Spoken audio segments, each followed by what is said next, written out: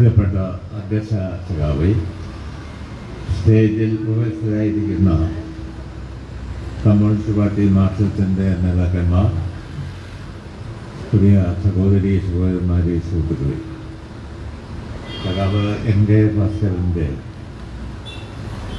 5ാമത് അനുസ്മരണ ദിനമാണെന്ന് അദ്ദേഹം കൊല്ലം ജില്ലയെ പാർട്ടി ശക്തിപ്പെടുത്തുന്നതിന് നേതൃത്വം കൊടുത്ത് ജില്ലാ സെക്രട്ടറി എന്ന നിലയിലും പാർട്ടിയുടെ സംസ്ഥാന കമ്മിറ്റി അംഗം എന്ന നിലയിൽ പ്രവർത്തിച്ച ആളാണ്. കേരള കർഷക സംഘത്തിൻ്റെ സംസ്ഥാന പ്രസിഡന്റ്, സംസ്ഥാനത്ത് കർഷക പ്രസ്ഥാനം ശക്തിപ്പെടുത്തുന്നതിന് നിർണായകമായ സംഭാവന നൽകിയ സഖാവ് എൻ്റെ യഥാർത്ഥത്തിൽ നമ്മെ വിട്ടുപിരിഞ്ഞിട്ട് 5 വർഷം തികയുകയാണ്.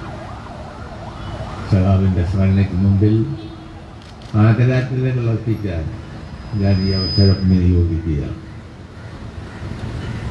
സഖാവ് എങ്കയെപ്പോലെ ആയിരക്കണക്കിന് ആളുകളാണ് കമ്മ്യൂണിസ്റ്റ് പ്രസ്ഥാനം കെട്ടിപ്പടുക്കുന്നതിന് ഈ രാജ്യത്ത് വലിയ സംഭാവന ചെയ്തത്, വലിയ പ്രവർത്തനം സംഘടിപ്പിച്ചു എന്ന കാര്യം ഞാൻ ഈ അവസരത്തിൽ ഓർമ്മിക്കുക. സഖാവിൻ്റെ സ്മരണയ്ക്ക് മുമ്പിൽ ആദരാഞ്ജലികൾ അർപ്പിക്കാൻ ഞാൻ ഈ അവസരം വിനിയോഗിക്കുക. ഞങ്ങൾ 2 പേരും പാർട്ടിയുടെ സംസ്ഥാന കമ്മിറ്റി അംഗങ്ങൾ എന്ന നിലയിൽ കേരള കർഷക സംഘത്തിൻ്റെ സംസ്ഥാന വർക്കിംഗ് കമ്മിറ്റി അംഗം എന്ന നിലയിൽ സഖാവ് എൻ കെ സംസ്ഥാന പ്രസിഡൻ്റായിരിക്കുമ്പോഴും ഞാൻ സംസ്ഥാന വർക്കിംഗ് കമ്മിറ്റിയിൽ ഉണ്ടായിരുന്നു എന്ന കാര്യം വളരെ ദീർഘനാളത്തെ ബന്ധങ്ങളും പരിചയവും സഖാവിൻ്റെയും ഞാനുമായി ഉണ്ടായിരുന്നു. അതുപോലെ സഖാവ് ഗുരുദാസനുമായും അതുപോലെ ബന്ധമുണ്ടായിരുന്നു എന്നുള്ള കാര്യം ഞാൻ ഈ അവസരത്തിൽ പ്രത്യേകം സ്മരിക്കുക. സഖാവിൻ്റെ സ്മരണയ്ക്ക് മുമ്പിൽ ആദ്യാഞ്ജലികൾ അർപ്പിക്കുന്നതോടൊപ്പം ഈ രാജ്യത്തെ ഇത്തരം ദേശാഭിമാനികളായ ആയിരക്കണക്കിന് കമ്മ്യൂണിസ്റ്റ് നേതാക്കന്മാർ, പ്രവർത്തകന്മാർ, വിവിധ തലത്തിലുള്ളവർ അവരുടെ മഹത്തായ സേവനത്തിൻ്റെ, അവർ നൽകിയ മഹത്തായ സംഭാവനയുടെ അടിസ്ഥാനത്തിലാണ് കമ്മ്യൂണിസ്റ്റ് പാർട്ടി മാർക്സിസ്റ്റ് കേരള സംസ്ഥാനത്ത് ഇത്രയും വലിയ പാർട്ടിയായി, വലിയ പ്രസ്ഥാനമായി മാറിയത് എന്ന കാര്യം പ്രത്യേകിച്ച് ഈ സന്ദർഭത്തിൽ ഓർമ്മിക്കുക. നമ്മുടെ രാജ്യം വലിയ പ്രതികൂലമായ പ്രത്യേക സാഹചര്യങ്ങൾ നേരിടുമ്പോഴാണ് സഖാവ് എൻ കെയുടെ ഈ വർഷത്തെ അനുസ്മരണം എന്ന കാര്യം ഞാൻ ഈ അവസരത്തിൽ പ്രത്യേകിച്ചും ഓർമ്മിക്കുക. കേരള സംസ്ഥാനത്ത് ഇടതുപക്ഷ ജനാധിപത്യ മുന്നണിയുടെ ഗവൺമെൻറ്, സഖാവ് പിണറായി വിജയൻ നയിക്കുന്ന ഗവൺമെൻറ് പ്രവർത്തിച്ച് ഇന്ത്യയിൽ ഒരു സംസ്ഥാന ഗവൺമെൻറ് ചെയ്യാത്തത്ര പ്രവർത്തനം സംഘടിപ്പിച്ചുകൊണ്ടാണ് കേരള സംസ്ഥാനത്ത് നമ്മൾ LDF ഗവൺമെൻറ് പ്രവർത്തിക്കുന്നതെന്ന കാര്യം ഈ അവസരത്തിൽ ഓർമ്മിക്കുക. ദേശീയ തലത്തിൽ നമുക്കറിയാം, BJPയുടെ ഗവൺമെൻറ്, നരേന്ദ്രമോദിയുടെ ഗവൺമെൻറ് എല്ലാ സീമകളും ലംഘിച്ചുകൊണ്ട് ഇന്ത്യയിൽ അധ്വാനിക്കുന്ന വർഗത്തിൻ്റെ താല്പര്യങ്ങൾക്കെതിരെ പ്രവർത്തിച്ച് ഹിന്ദുരാഷ്ട്രം സ്ഥാപിക്കുക എന്ന ഭ്രാന്തൻ ആശയം നടപ്പിലാക്കിക്കൊണ്ടിരിക്കുന്ന, അതിനെതിരെ വലിയ ഉജ്ജ്വലമായ സമരങ്ങളും പോരാട്ടങ്ങളും രാജ്യത്ത് കരുത്താർജിച്ചു വരുന്ന പ്രത്യേക സാഹചര്യമാണ് നമ്മുടെ സംസ്ഥാനത്ത്, ഇന്ത്യയിലും നിലനിൽക്കുന്നതെന്ന കാര്യം ഞാൻ ഈ അവസരത്തിൽ ഓർമ്മിക്കുക. നമുക്കറിയാം, നരേന്ദ്രമോദിയുടെ ഗവൺമെൻറ്റിനെതിരെ ഡൽഹിയിൽ കഴിഞ്ഞ മാസം പിന്നിട്ട് കഴിഞ്ഞ കർഷക പ്രക്ഷോഭം 50-ലധികം കൃഷിക്കാർ ജീവത്യാഗം ചെയ്തു കഴിഞ്ഞിരിക്കുകയാണ്. 8 പ്രാവശ്യത്തെ ചർച്ച നടത്തിയിട്ടും പരിഹാരം കാണാൻ കഴിയാതെ പോകുകയാണ്. ഇപ്പോൾ ഇന്ന് വാർത്തകൾ വന്നിട്ടുണ്ട്, കോടതിയുടെ ഇടപെടലും വന്നിട്ടുണ്ട്.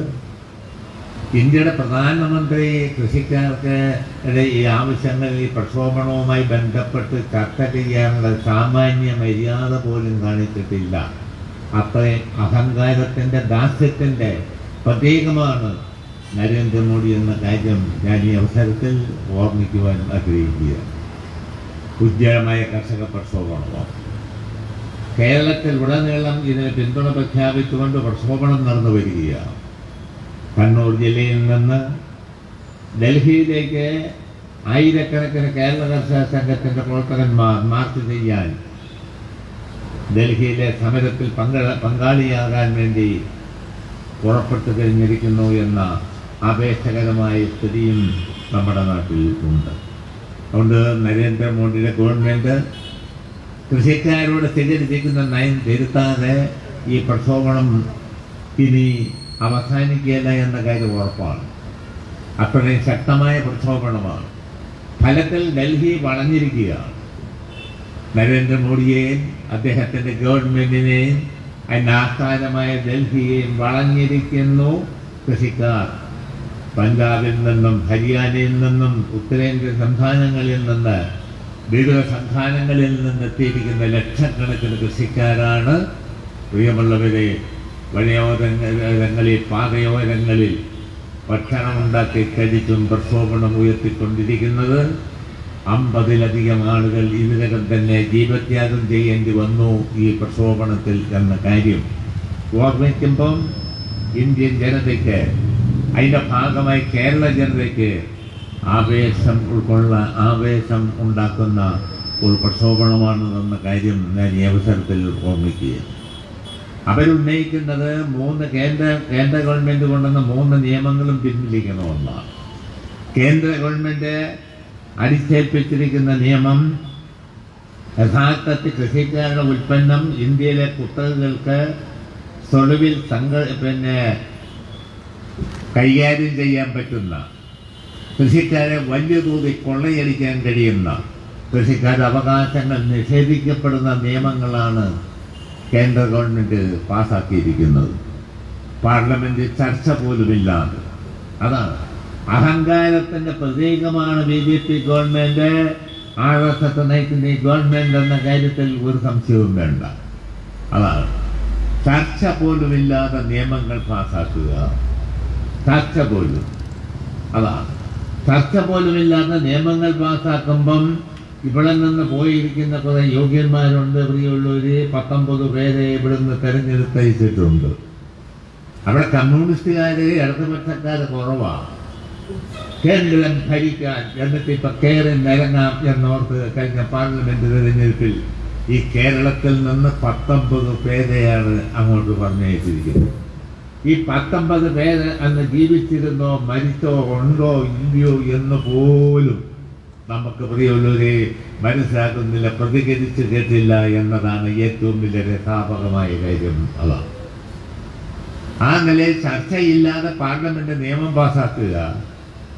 ആ നിയമത്തിന്റെ ഫലമായി ഇന്ത്യയിലെ കോടിക്കണക്കിന് വരുന്ന കൃഷിക്കാര് ഇന്ത്യൻ കുത്തക മുതലാളിമാരുടെ, ഇന്ത്യൻ കുത്തകകളുടെ, റിലയൻസിനെ പോലുള്ള കുത്തകകളുടെ ചൂഷണത്തിന് കൊള്ളയ്ക്ക് വിധേയമാകുക, അവിടെ ജീവിതം വഴിമുട്ടിക്കുക. ഇതാണ് കേന്ദ്ര ഗവൺമെന്റ് കൊണ്ടുവന്ന 3 നിയമങ്ങളെ അന്തസത്ത എന്ന കാര്യം ഞാൻ ഈ അവസരത്തിൽ ഓർമ്മപ്പെടുത്തുവാൻ ആഗ്രഹിക്കുകയാണ്. ആ നിയമം പൂർണ്ണമായി പിൻവലിക്കണമെന്നാണ് കൃഷിക്കാർ കഴിഞ്ഞ 50 ദിവസമായി നടത്തുന്ന പ്രക്ഷോഭണ സമരങ്ങൾ കൂടി ആവശ്യപ്പെടുന്നതെന്ന കാര്യം ഞാൻ ഈ അവസരത്തിൽ പ്രത്യേകിച്ചും ചൂണ്ടിക്കാണിക്കാൻ ആഗ്രഹിക്കുക. ഈ പ്രക്ഷോഭണം ഈ നിലയിൽ നീണ്ടുപോയാൽ നമുക്ക് ഏറ്റവും വലിയ പ്രതിസന്ധി ഉണ്ടാകും. എന്തുകൊണ്ടെന്നാൽ ഉത്തരേന്ത്യൻ സംസ്ഥാനങ്ങളിലെ, ദക്ഷിണേന്ത്യയിലെ പല സംസ്ഥാനങ്ങളിലെ കൃഷിക്കാർ ഉൽപ്പാദിപ്പിക്കുന്ന ഉൽപ്പന്നങ്ങൾ വാങ്ങി ഉപയോഗിക്കുന്നവർ, ജീവിക്കുന്നവരാണ് നമ്മൾ. അതുതന്നെ നമുക്ക് ആവശ്യമായ നെല്ലുൽപാദനമില്ല, അരി ഉൽപാദനമില്ല. ഇവിടെ പച്ചക്കറി ഉൽപാദനം കുറവാണ്, കടലയും പരിപ്പും ചെറുപയറും ഉൽപാദനം കുറവാണ്, എന്തിന് ഉള്ളിയും സവോളയും ഉൽപാദനം കുറവാണ്, പച്ചക്കറി ഉൽപാദനം കുറവാണ്. കേരളം ഉപഭോക്തൃ സംസ്ഥാനമാണ്, നമ്മൾ വാങ്ങിക്കഴിക്കുന്നവരാണ്. അതുകൊണ്ട് ഉത്തരേന്ത്യൻ കൃഷിക്കാർ നടത്തുന്ന പോരാട്ടം, പ്രക്ഷോഭണം പ്രിയപ്പെട്ട സുഹൃത്തുക്കളെ നീണ്ടുപോകും തോറും ഈ കേരളം ജനത വലിയ പ്രതിസന്ധിയിലെത്തും എന്ന കാര്യത്തിൽ യാതൊരു സംശയവുമില്ല. നമുക്ക് ആവശ്യമായ അരി ഉൽപാദനമില്ല, പരിമിതമായ നെല്ലുൽപാദനമാണുള്ളത്. നമുക്ക് ആവശ്യമായ പച്ചക്കറി ഉൽപാദനമില്ല. നമ്മൾ നിത്യം ഉപയോഗിച്ചുകൊണ്ടിരിക്കുന്ന പല ഉൽപ്പന്നവും നമ്മൾ ഉൽപ്പാദിപ്പിക്കുന്നതല്ല. ഉത്തരേന്ത്യയിലെ കൃഷിക്കാരുണ്ടാക്കുന്ന ഉൽപ്പന്നങ്ങൾ വാങ്ങിക്കഴിക്കുന്നവരാണ്. അതുകൊണ്ട് തന്നെ ഉപഭോക്തൃ സംസ്ഥാനമാണ് നമ്മൾ. നമ്മുടെ നിത്യജീവിതം താറുമാറാകും എന്ന കാര്യത്തിൽ യാതൊരു സംശയവുമില്ല. ആ നിലയിലാണ് കാര്യങ്ങൾ ഇപ്പോൾ പോയിക്കൊണ്ടിരിക്കുന്നതെന്ന കാര്യം ഞാൻ ഈ അവസരത്തിൽ പ്രത്യേകം സ്മരിക്കാൻ ആഗ്രഹിക്കുക. അതുകൊണ്ട് ഉത്തരേന്ത്യൻ സംസ്ഥാനത്തിൽ നടത്തുന്ന, ഡൽഹി വളഞ്ഞു നടത്തുന്ന കർഷക പ്രക്ഷോഭണത്തിനെ പിന്താങ്ങേണ്ടത് എല്ലാ ജനാധിപത്യവാദികളുടെയും എല്ലാ ജനാധിപത്യ ശക്തികളുടെയും ബാധ്യതയും കടമയുമാണ്. അതാണ് കേരളത്തിലെ ഇടതുപക്ഷ ജനാധിപത്യ മുന്നണി ഗവൺമെന്റ്. ഈ ഗവൺമെന്റ് ഇതിന് പിന്താങ്ങുകയാണ്. അതാണ് കേരള നിയമസഭ പ്രത്യേകം നിയമം തന്നെ, പ്രത്യേകം പ്രമേയം തന്നെ പാസാക്കിയത് എന്ന കാര്യവും ഈ അവസരത്തിൽ ഓർമ്മപ്പെടുത്തുവാൻ ആഗ്രഹിക്കുകയാണ്. ആ പ്രമേയം പാസാക്കുന്നതിന് വിവാദമുണ്ടായി. കേരള നിയമസഭ കൂടുന്നതിന് ഗവർണറെ അനുമതി ചോദിച്ചപ്പോൾ അദ്ദേഹം അനുമതി നിഷേധിച്ചു.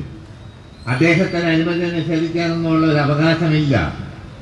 അതാ മന്ത്രിസഭ തീരുമാനിച്ച് ചോദിച്ചാൽ അനുവദിക്കേണ്ട ബാധ്യതയുള്ള കേരള ഗവർണറെ കേന്ദ്ര ഗവൺമെന്റ് കർശനമായി പ്രവർത്തിക്കുകയാണ് ചെയ്തത് എന്ന വിമർശനം നമ്മൾ അതിനെതിരെ ഉയർത്തിയതാണ്. എന്നാൽ രണ്ടാമത് വീണ്ടും നിയമോപദേശം ധരിക്കൊണ്ട് ഈ കഴിഞ്ഞ 31-ാം തീയതി അനുമതി ചോദിച്ചു. അനുവദിച്ച് തരാൻ അദ്ദേഹം നിർബന്ധിതമായി എന്ന കാര്യം ഞാൻ ഈ അവസരത്തിൽ പ്രത്യേകിച്ചും ഓർമ്മപ്പെടുത്തുവാൻ ആഗ്രഹിക്കുക. ഇതുമായി ബന്ധപ്പെട്ട് കേരള നിയമസഭയിൽ നടന്ന ചർച്ച രസാവകമായ കാര്യമാണ്.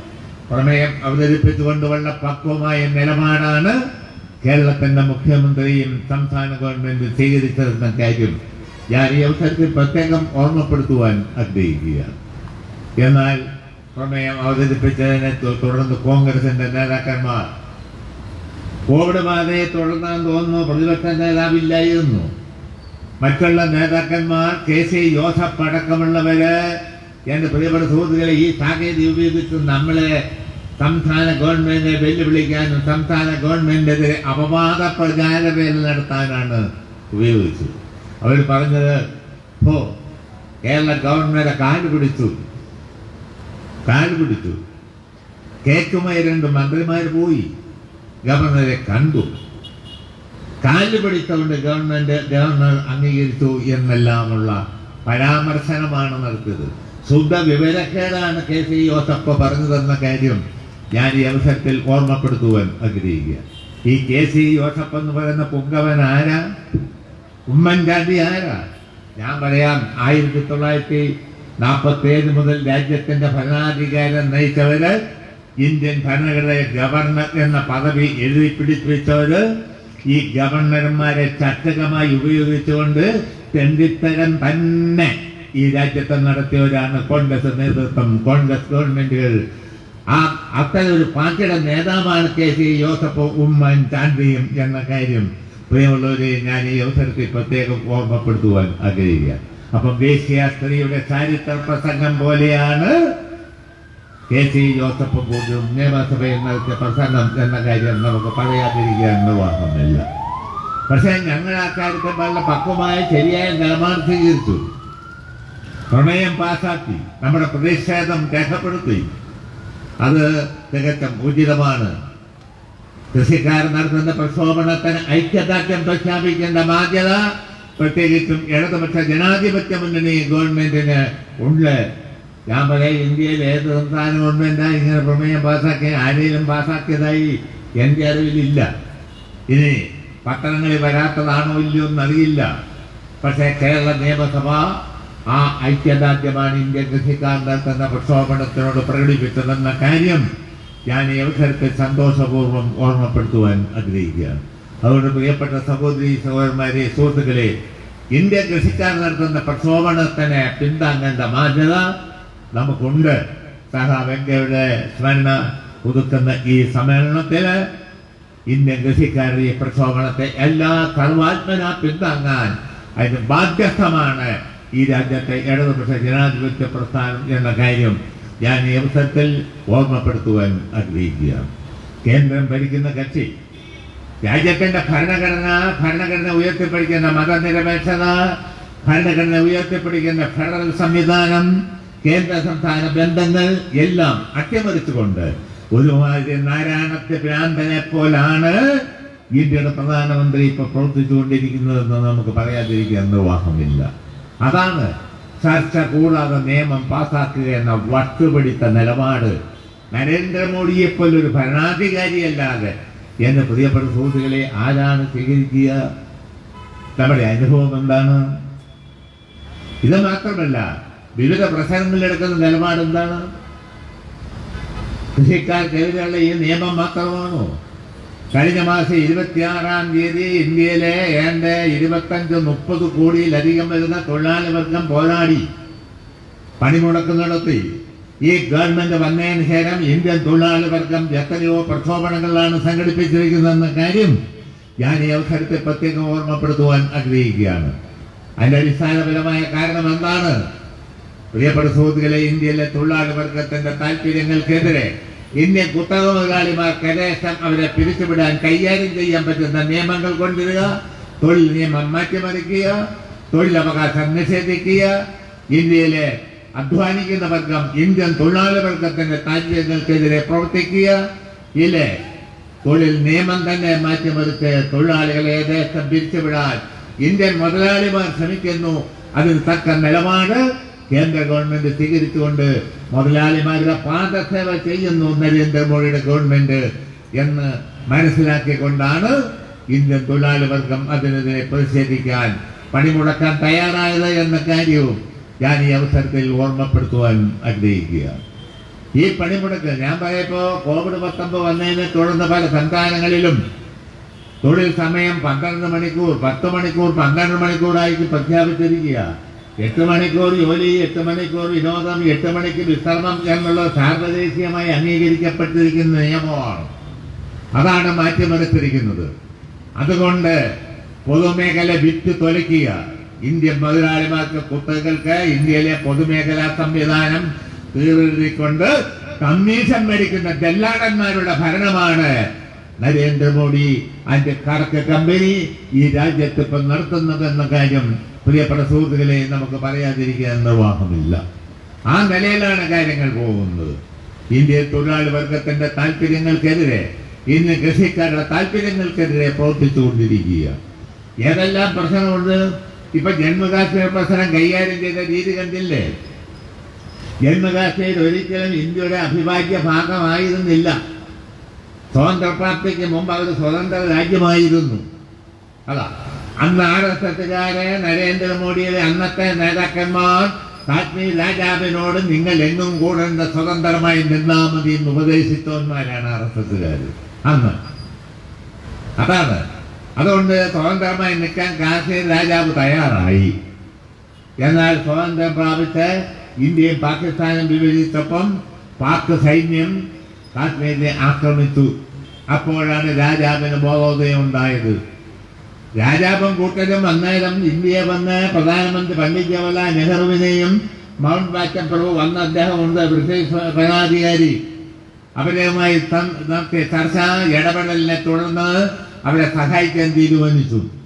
അതിന്റെ ഭാഗമായി ഇന്ത്യൻ ഭരണഘടന 370-ാം വകുപ്പില് 35A വകുപ്പ് അവർക്ക് പ്രത്യേക പദവി അനുവദിച്ചു. പ്രത്യേക പദവി ഇന്ത്യയുടെ അവിഭാജ്യ ഭാഗമായി പോയത് അതുകൊണ്ടാണ്. തന്ത്രപ്രധാനമായ കേന്ദ്രമാണ് പ്രിയമുള്ളവരെ കാശ്മീർ എന്ന കാര്യം നാം ഈ അവസരത്തിൽ ഓർമ്മിക്കേണ്ടതുണ്ട്. എന്തുകൊണ്ടെന്നാൽ ലോകത്തേത് ഭാഗത്ത് വേണേലും അവിടെ നിന്ന് ആക്രമണം നടത്താൻ ശത്രുവിന് അത്ര വലിയ പ്രാധാന്യമാണ് ജമ്മു കാശ്മീരിനുള്ളത് എന്ന കാര്യം നമ്മൾ കാണേണ്ടതുണ്ട്. അതുകൊണ്ട് അങ്ങനെയാണ് അവർക്ക് പ്രത്യേക പദവി അനുവദിച്ചത്. അവർക്ക് അനുവദിച്ച പ്രത്യേക പദവി, ഭരണഘടനാപരമായ പദവി പലപ്പോഴും കോൺഗ്രസ് ഗവൺമെന്റ്, പ്രത്യേകിച്ച് ഇന്ദിരാഗാന്ധി പലപ്പോഴും അത് ലംഘിച്ചിട്ടുണ്ട് എന്ന കാര്യം ഞാൻ ഈ അവസരത്തിൽ ഓർമ്മപ്പെടുത്തുവാൻ ആഗ്രഹിക്കുക. എന്നാൽ ആ നിയമം നിലനിർത്തി പോകുക തന്നെയാണ് ചെയ്തതെന്ന കാര്യവും ഞാൻ ഈ അവസരത്തിൽ സ്മരിക്കുക. അവരുടെ പ്രത്യേക പദവി എന്ന് പറഞ്ഞാൽ എന്താ? കേരള നിയമസഭ പാസാക്കുന്ന നിയമം ഇവിടെ രാഷ്ട്രപതി ഒപ്പിടണം, നിയമമാകണേ. എന്നാൽ കാശ്മീർ നിയമസഭ പാസാക്കുന്ന നിയമം ഗവർണർ ഒപ്പിട്ട നിയമമാകും. അതാണ് അവർക്കുള്ള പ്രത്യേക പദവിയുടെ അന്തസ്സത്തെ. അതാണ് അങ്ങനെ നിരവധി അവകാശങ്ങൾ പ്രത്യേക ഇന്ത്യയിലെ മറ്റ് കേരള സംസ്ഥാനത്തിനുള്ളതിൽ കവിഞ്ഞ അധികാരം, അവകാശം, ഭരണഘടന പ്രത്യേക പദവിയുണ്ട് എന്ന നിലയിൽ ജമ്മു കാശ്മീരിനുണ്ട്.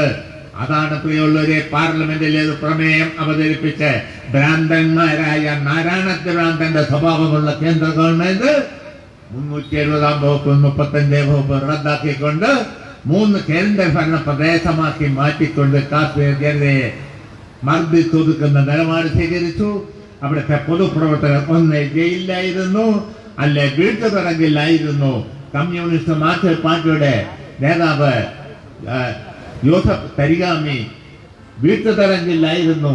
അങ്ങനെ നിരവധി സംഭവങ്ങൾ കാശ്മീരിൽ അരങ്ങേറിയെന്ന കാര്യം ഞാൻ ഈ അവസരത്തിൽ പ്രത്യേകം ഓർമ്മപ്പെടുത്തുവാൻ ആഗ്രഹിക്കുക.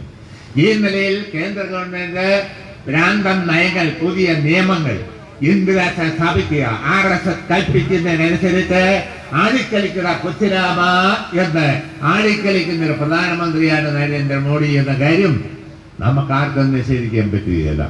ഈ നിലയിൽ പൗരത്വ ബില്ല്, എന്ത് പൗരത്വ ബില്ല്?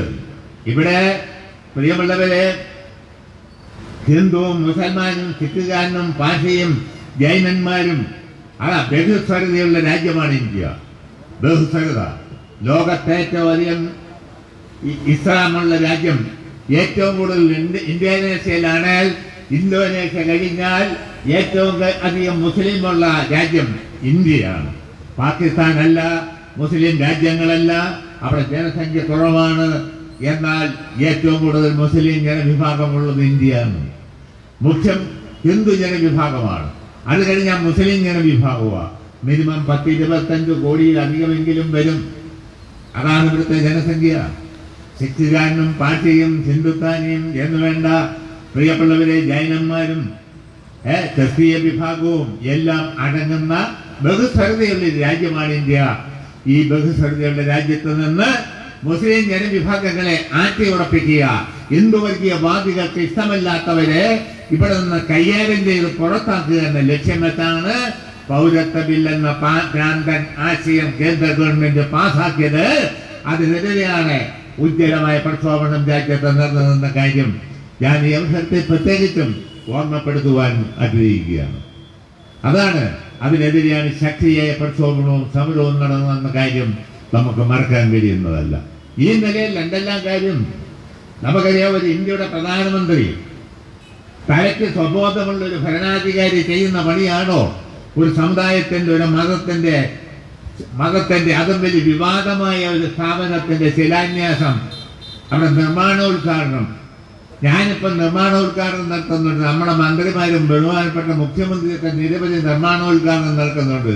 എന്താ നാടിന്റെ പൊതുകാര്യമാണ്, അമ്പലവും പള്ളിയൊന്നുമല്ല. അതാണ് ശ്രീരാമന്റെ ശിലാന്യാസം. ശ്രീരാമക്ഷേത്രത്തിന് ശിലാന്യാസം നടത്താൻ പോയ മാന്യദേഹമാണ് ഇന്ത്യയുടെ പ്രധാനമന്ത്രി.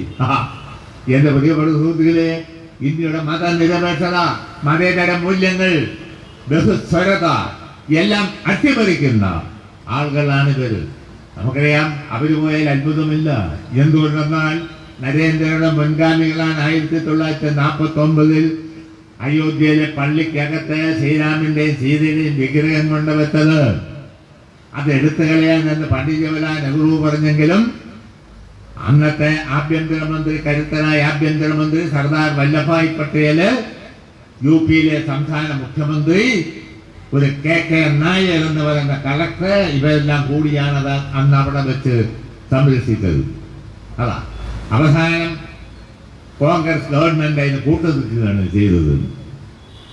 അതാണ് പള്ളിക്കകത്ത് ശ്രീരാമന്റെ സീതയുടെയും വിഗ്രഹം കൊണ്ടുവച്ചു. ഇത് ചരിത്ര സത്യമാണ്. അവസാനം പള്ളി പൊളിക്കാൻ ഇല്ലേ നരസിംഹറാവുവിന്റെ ഗവൺമെന്റ്, കോൺഗ്രസിന്റെ ഗവൺമെന്റ് കൂട്ടുനിന്നു. ആ കർമ്മയം നിർവഹിക്കഴിഞ്ഞു.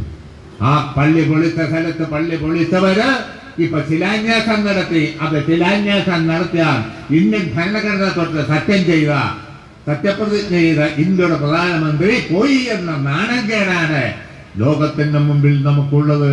ഒരു സാമാന്യ ബോധമുള്ള ഒരാൾ ചെയ്യുന്നതല്ല, ആ നില മതപരമായി ഭ്രാന്തൻ ആശയങ്ങൾ ഉൾക്കൊള്ളുന്ന ആളാണ് ഇന്ത്യയുടെ പ്രധാനമന്ത്രി എന്ന കാര്യം നമുക്ക് പറയാതിരിക്കാൻ നിർവാഹമില്ല. അതാണ് നമ്മുടെ അനുഭവം. അതാണ് ഈ നിലയിൽ ഏത് പ്രശ്നങ്ങളിൽ നോക്കിക്കൂ, അദ്ദേഹത്തിന്റെ നിലപാട് പ്രത്യേകമാണ്. അതാ ലോകത്തെ രണ്ട് പേരാണ് സ്വബോധമില്ലാത്ത ഭരണാധികാരികൾ. ഒന്ന് അമേരിക്കൻ പ്രസിഡന്റ് ആയിരുന്നു. അമേരിക്കൻ പ്രസിഡന്റിന്റെ കാര്യം അദ്ദേഹം കാട്ടിക്കൂട്ടിയതെല്ലാം കണ്ടില്ലേ? അവിടെ തെരഞ്ഞെടുപ്പ് പ്രചരണത്തിൽ പോയിരിക്കുകയാണ് നമ്മുടെ പ്രധാനമന്ത്രി. ആഹാ, ഇതിപ്പാരും നാണം കേടുങ്ങി. ഇന്ത്യക്കാരൻ എന്താ ഉള്ളത്?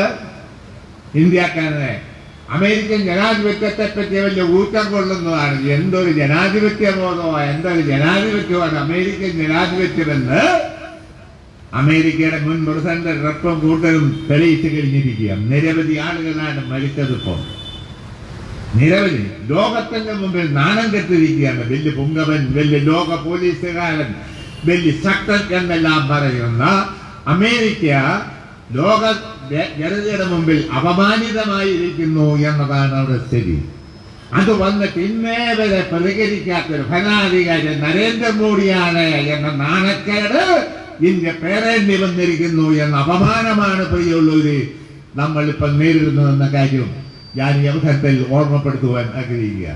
എല്ലാവരും പ്രതിഷേധിച്ചു. അമേരിക്കയിലെ മുൻ പ്രസിഡന്റുമാരെല്ലാം പ്രതിഷേധിച്ചു. ലോക രാജ്യങ്ങൾ തന്നെ പ്രതിഷേധിച്ചു, ശരിയായില്ലെന്ന് പറഞ്ഞു. പക്ഷേ എന്റെ പ്രിയപ്പെട്ട സുഹൃത്തുക്കളെ, ആർഎസ്എസ്കാർ പ്രതികരിച്ച് കണ്ടില്ല. ഇന്ത്യൻ പ്രധാനമന്ത്രി പ്രതികരിച്ച് കണ്ടില്ല. ലോക നേതാക്കന്മാർ പ്രതികരിച്ചു. പക്ഷേ നരേന്ദ്രമോദി, അപ്പോ തക്കം കിട്ടിയ നരേന്ദ്രമോദി ഇന്ത്യ ചെയ്യാൻ പോകുന്നു ഇത് തന്നെയായിരിക്കുമെന്ന കാര്യത്തിൽ യാതൊരു സംശയവുമില്ല. പ്രിയമുള്ളവര്, എന്തും ചെയ്യും. അതാണ് ഇന്ന് രാജ്യം നേരിടുന്ന പ്രതിസന്ധി. പൊരുതി ആയിരക്കണക്കിന് ദേശാഭിമാനികൾ ജീവത്യാഗം ചെയ്ത് പോരാടി നേടിയെടുത്ത നമ്മുടെ സ്വാതന്ത്ര്യം, നമ്മുടെ ഭരണാധികാരം, നമ്മുടെ ഭരണഘടന, ജനാധിപത്യ സംവിധാനം എല്ലാം അട്ടിമറിക്കപ്പെടുന്നു. അത്തരൊരു പുതിയ സാഹചര്യമാണ് ഇന്ത്യയിൽ വളർന്നു വന്നിരിക്കുന്നതെന്ന കാര്യം ഞാൻ ഈ അവസരത്തിൽ ഓർമ്മപ്പെടുത്തുവാൻ ആഗ്രഹിക്കുക. എന്തെല്ലാം വിട്ടിട്ടുമാണ് പറയുന്നത്? അതാണ് ഒരു രാജ്യം ഒരു തെരഞ്ഞെടുപ്പ്. പറഞ്ഞ മനസ്സിലായില്ലേ? ഇത് മുനിസിപ്പൽ കോർപ്പറേഷൻ ആണോ? പഞ്ചായത്ത് വാർഡ്. മനസ്സിലായില്ലേ? പഞ്ചായത്ത് വാർഡ് കഴിഞ്ഞാൽ ജില്ലാ പഞ്ചായത്ത്, അതിൽ ബ്ലോക്ക് പഞ്ചായത്ത്, ജില്ലാ പഞ്ചായത്ത്, കോർപ്പറേഷനുകളാണ്. അവിടെ നിയമസഭ, പാർലമെന്റ്, ഇതെല്ലാം ഒരു തെരഞ്ഞെടുപ്പ് ഒന്നിച്ച് നടത്തണമെന്ന ഭ്രാന്തന്മാരല്ലാതെ പറയുമോ? പറ എങ്ങനെയാണ് ശരിയാകുന്നത്? പഞ്ചായത്ത് വാർഡ് മുതൽ പാർലമെന്റ് വരെയുള്ള വിവിധ സംസ്ഥാനങ്ങളിൽ ഒരു രാജ്യം ഒരു തെരഞ്ഞെടുപ്പ് എന്ന് പറയുന്ന ഭ്രാന്തൻ ആശയം മുന്നോട്ട് വെച്ചിരിക്കുന്നത് ആർഎസ്എസ്കാരാണ്. ആർഎസ്എസിന്റെ നേതാവായ നരേന്ദ്രമോദിയാണ് എന്ന അപമാനമാണ് ഈ രാജ്യമെന്ന് പേറുന്നതെന്ന കാര്യം പ്രിയമുള്ളവരെ ഞാൻ ഈ അവസരത്തിൽ ഓർമ്മപ്പെടുത്തുവാൻ ആഗ്രഹിക്കുക. അത് മാത്രമാണോ? ഒരു രാജ്യം ഒരു നികുതി. ഒരു രാജ്യം ഒരു നികുതി പറഞ്ഞ കണ്ടില്ലേ? ഇപ്പൊ നികുതി എല്ലാം കൂടെ പിരിച്ചു. GST ചാപ്പട്ട് അവര് തിന്നു, നമുക്കില്ല വിഹിതം. നമ്മളോട് ഇപ്പൊ പറഞ്ഞെന്താ? പൈസ ഞങ്ങൾ കൊടുത്തോളാം, നിങ്ങൾ എവിടെയെങ്കിലും കടം വന്നിട്ടോളാം പറഞ്ഞിരിക്കുക. ഒരു നികുതി അങ്ങനല്ലായിരുന്നു. നമുക്ക് കേന്ദ്രം പിരിക്കുന്ന നികുതിയുണ്ട്, വരുമാനമുണ്ട്. സംസ്ഥാനത്തിന് നികുതിയുണ്ട്, അതിന് പ്രത്യേക നിയമവും വ്യവസ്ഥയുണ്ട്, ഇല്ലേ? അതെല്ലാം പോയി. നരേന്ദ്രമോദി അടിച്ചേൽപ്പിച്ചതാണ് ഒരു രാജ്യം ഒരു നികുതി. GST സംസ്ഥാനങ്ങൾക്ക് കിട്ടേണ്ട വിഹിതവും കൂടെ കൈയാളിക്കൊണ്ട് തോന്നിയാസം ചെയ്യുന്നു പ്രിയമുള്ളവരെ കേന്ദ്ര ഗവൺമെന്റ്. അതാണ് സംസ്ഥാനങ്ങളെ ഞെക്കി പിഴിയുന്ന നിലപാടാണ് കേന്ദ്ര ഗവൺമെന്റ് ഈ രംഗത്ത് സ്വീകരിച്ചതെന്ന കാര്യം ഞാൻ ഈ അവസരത്തിൽ പ്രത്യേകിച്ചും ഓർമ്മപ്പെടുത്തുവാൻ ആഗ്രഹിക്കുകയാണ്. ഈ നിലയിൽ പ്രിയപ്പെട്ട സുഹൃത്തുക്കളെ, രാജ്യം വലിയ ഗുരുതരമായ പ്രതിസന്ധിയിലാണ്. വിവിധ സംസ്ഥാനങ്ങളിൽ തന്നെ പ്രതിസന്ധിയാണ്. ഇതിനെ ചെറുക്കുന്നതിന് രാജ്യം ഭരിച്ച കോൺഗ്രസിന് കഴിയുന്നില്ല. കോൺഗ്രസാണ് ഏറ്റവും വലിയ പ്രതിസന്ധിയിൽ ഏറ്റവും വലിയ തകർച്ചയിലാണ്. ഈ തകർച്ചയൊന്നും ഇവിടുത്തെ കോൺഗ്രസുകാരന് ഉൾക്കൊള്ളാൻ കഴിയുന്നില്ല. അന്തോ ഇല്ല കുന്തോ ഇല്ലാതെ കണ്ടിട്ട് ഇവിടുത്തെ കോൺഗ്രസുകാര് ഇപ്പം ഇടതുപക്ഷ ജനാധിപത്യ മുന്നണി ഗവൺമെന്റ് തിരിഞ്ഞിരിക്കുകയാണ്. ശക്തിപ്പെടുത്തും. എന്നെ ശക്തിപ്പെടുത്തും? പഴയ വീഞ്ഞ് പുതിയ കുപ്പിയിൽ. പഴയ വീഞ്ഞ് പുതിയ കുപ്പിയിൽ എന്ന് പറഞ്ഞാൽ ഈ രാജ്യത്തെ ദ്രോഹം മുഴുവൻ അടിച്ചേൽപ്പിച്ച ഉമ്മൻചാണ്ടിയെ വീണ്ടും മുന്നിൽ നിർത്തി നയിക്കുന്നു. മലയാള മനോരമയും കുത്തക പത്രങ്ങളെല്ലാം ഇത് ആഘോഷിച്ചുകൊണ്ടിരിക്കുകയാണ്.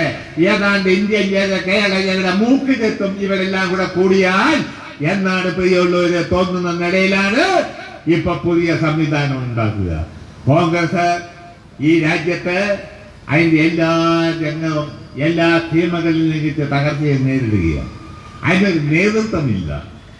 അതാ എങ്ങനെ നേതൃത്വം ഉണ്ടാവും? ഇല്ലേ, പണ്ട് കോൺഗ്രസിന് സമ്മേളനമുണ്ട്, സാമ്പത്തിക പ്രമേയം, രാഷ്ട്രീയ പ്രമേയം ചർച്ച, AICC തെരഞ്ഞെടുപ്പ്, കൊണ്ട കൊടുത്തക്കളും എന്നൊക്കെ പറഞ്ഞുണ്ട്. ഇപ്പൊ ഇതൊന്നുമില്ല. അതാ ഇല്ലാതാക്കിയത് ഇന്ദിരാഗാന്ധിയുടെ കാലം മുതലാ. അതാണ് സ്വാതന്ത്ര്യത്തിന് വേണ്ടി പൊരുതിയത് കോൺഗ്രസ് മാത്രമല്ല, കമ്മ്യൂണിസ്റ്റുകാരും സോഷ്യലിസ്റ്റുകാരും പല അവാന്തര വിഭാഗങ്ങൾ ദേശീയ പ്രസ്ഥാനത്തിന്റെ ഭാഗമായി പ്രതികരിച്ചിട്ടുണ്ട്, പ്രക്ഷോഭണം നടത്തിയിട്ടുണ്ട്, പോരാടിയിട്ടുണ്ട്. പൂർണ്ണ സ്വാതന്ത്ര്യം എന്ന പ്രമേയം പോലും കോൺഗ്രസ് സമ്മേളനത്തെ കൊണ്ടത് ഇന്ത്യൻ കമ്മ്യൂണിസ്റ്റ് പാർട്ടിയാണ് എന്ന കാര്യം ഞാൻ ഈ അവസരത്തിൽ പ്രത്യേകം ഓർമ്മപ്പെടുത്തുവാൻ ആഗ്രഹിക്കുകയാണ്. അതുകൊണ്ട് പ്രിയമുള്ളവരെ, ദേശീയ പ്രസ്ഥാനത്തിന് സ്വാതന്ത്ര്യാനന്തരം നെഹ്റു നേതാവായി എന്ന കാര്യം, പ്രധാനമന്ത്രിയായി എന്ന കാര്യം കറക്റ്റാണ്. ഇന്ദിരാഗാന്ധി ആയതും പൂർക്കാം. അതാ നെഹ്റുവിന് ശേഷം ശാസ്ത്രി ആയതും ശരി. ശാസ്ത്രീയ ഭരണവുമായി ബന്ധപ്പെട്ട് എന്തെല്ലാം വിവാദങ്ങളാണ് നടക്കുന്നത്. ഇന്ദിരാഗാന്ധി എന്ന കേന്ദ്ര മന്ത്രിസഭയിലുണ്ട്. അവര് പ്രമേയം പോലും, ഒരു ഫയൽ പോലും അദ്ദേഹത്തിന് അയക്കുകയായിരുന്നു എന്നാണ് രേഖപ്പെടുത്തിയിരിക്കുന്നത്. ഇതെല്ലാം ചരിത്രകാരന്മാർ രേഖപ്പെടുത്തിയിരിക്കുന്ന കാര്യമാണ്, ഇല്ലേ? നെഹ്റുവിന് ശേഷം ശാസ്ത്രിക്ക് ശേഷം ഇന്ദിരാഗാന്ധി എന്ന് പറയുന്നത് ശരി. ഇന്ദിരാഗാന്ധിക്ക് ശേഷം കോൺഗ്രസിന് പിഴച്ചു, ഇല്ലേ? കോൺഗ്രസിന്റെ പ്രവർത്തനങ്ങളോ എങ്ങാണ്ട് വിമാനം ഓടിക്കൊണ്ടിരുന്ന വൈമാനികനായ രാജീവ് ഗാന്ധിയെ കൊണ്ടുവന്ന് പ്രധാനമന്ത്രിയാക്കി. അവിടം മുതൽ മുടിഞ്ഞു തേച്ച് കിഴുകി. അതല്ലേ പറ. അത് രാജീവ് ഗാന്ധി മരിച്ചു കഴിഞ്ഞ് സോണിയാഗാന്ധിക്ക് ഇന്ത്യൻ ജനാധിപത്യം ഇതുവഴി എന്തുമെന്തോ. അതിനുശേഷം ഇപ്പോ രാഹുൽ ഗാന്ധിയുടെ പുറകെ നടക്കുക, ഞാനില്ലേ എന്ന് പറഞ്ഞാൽ ഒഴിഞ്ഞുകൊണ്ടിരിക്കുക. അതല്ലേ? ഇടയ്ക്കിടയ്ക്ക് പുള്ളി മുങ്ങും. എന്റെ പ്രിയപ്പെട്ട സുഹൃത്തുക്കളെ, ഈ പത്രം എന്ന് പറഞ്ഞാൽ കേരളത്തിലെ മനോരമയടക്കമുള്ള പത്ര സിൻഡിക്കേറ്റ്, ഞാനാണിങ്ങനെ മുങ്ങുന്നെങ്കിൽ എന്തെഴുതും? നിങ്ങളൊന്ന് പറ. ഞാനാണ് അവർ എഴുതും. എനിക്ക് അവർ പിള്ളേരും പെണ്ണുപിള്ളേ എല്ലാം കൊണ്ട് വേറെ അവിശുദ്ധ ബന്ധമുണ്ടെന്ന് പറഞ്ഞ് എഴുതുമല്ലോ. ഇതേ രാഹുൽ ഗാന്ധി മുങ്ങുന്നുണ്ട്, ഈ പത്രക്കാര് വെല്ലും ബില്ലുന്നുണ്ടോ? അത് അവരുടെ സ്വന്തമാണല്ലേ, എല്ലാ പേരും ആകാമല്ലോ. അതേസമയം മാർക്കറ്റുകാരന്മാരാരും ഇങ്ങനെ മുങ്ങുന്നെങ്കിൽ അയ്യോ എന്തായിരുന്നേലും അത് വോട്ട്. അതാണ് അദ്ദേഹം പ്രസിഡന്റാകാൻ ഞാനില്ലേ എന്നും പറഞ്ഞാൽ എന്നാലും വിടുകയല്ല, ഇല്ലേ? ഇവിടുത്തെ കോൺഗ്രസുകാരെല്ലാം കൂടെ കൂടി, എല്ലാവരും കൂടെ കൂടി നല്ല ഭൂരിപക്ഷം കൊടുത്ത് 19 പേരെ അങ്ങോട്ട് അയച്ചു. എന്താണ് ഇപ്പം നടന്നുകൊണ്ടിരിക്കുന്നത്? ചർച്ച വന്നാൽ, നിർണായക ചർച്ച വന്നപ്പോ അവിടെ ഒന്നും ഒരുത്തരുമില്ല. ഡൽഹി കൂടെ വായി നോക്കി നടക്കും. അത് തന്നെ. എന്ത് സംഭാവനയുണ്ട്? എന്ത് സംഭാവന? ഒരു സംഭാവനയില്ല. അവരുടെ പ്രിയപ്പെട്ട സുഹൃത്തുക്കളെ, ഇപ്പൊ എന്നാ ഇനിയിപ്പോ ആരാ? ഇതുവരെ പ്രസിഡന്റ് ഇല്ല. രാഹുൽ ഗാന്ധി ആകെ എന്നും പറഞ്ഞ ഭരതനായി AK ആന്റണിയും വയലാർ രവിയും എല്ലാം കുടുക്കൻ കോഴിക്കോട്ടിലേക്ക് കണ്ണുനട്ടിരിക്കുന്ന പോലെ ഡൽഹിയിൽ ഇങ്ങനെ ഇരിക്കുക. നെഹ്റുവിന്റെ കുടുംബം ആ കുടുംബത്തോട്ട് നോക്കി ഒരു രാഷ്ട്രീയ പാർട്ടി എന്ന് പറയുന്നത് ഇതിപ്പോ ഒരു അപമാനം എന്താണ്, ഇല്ലേ? ഈ രാജ്യത്തെ ഇന്നത്തെ നില കൊണ്ടെത്തിച്ച മഹാദ്രോഹികൾ, രാജ്യദ്രോഹികളാണ് കോൺഗ്രസുകാരെന്ന് പറഞ്ഞാൽ ആർക്കാ നിഷേധിക്കാൻ പറ്റുന്നത്?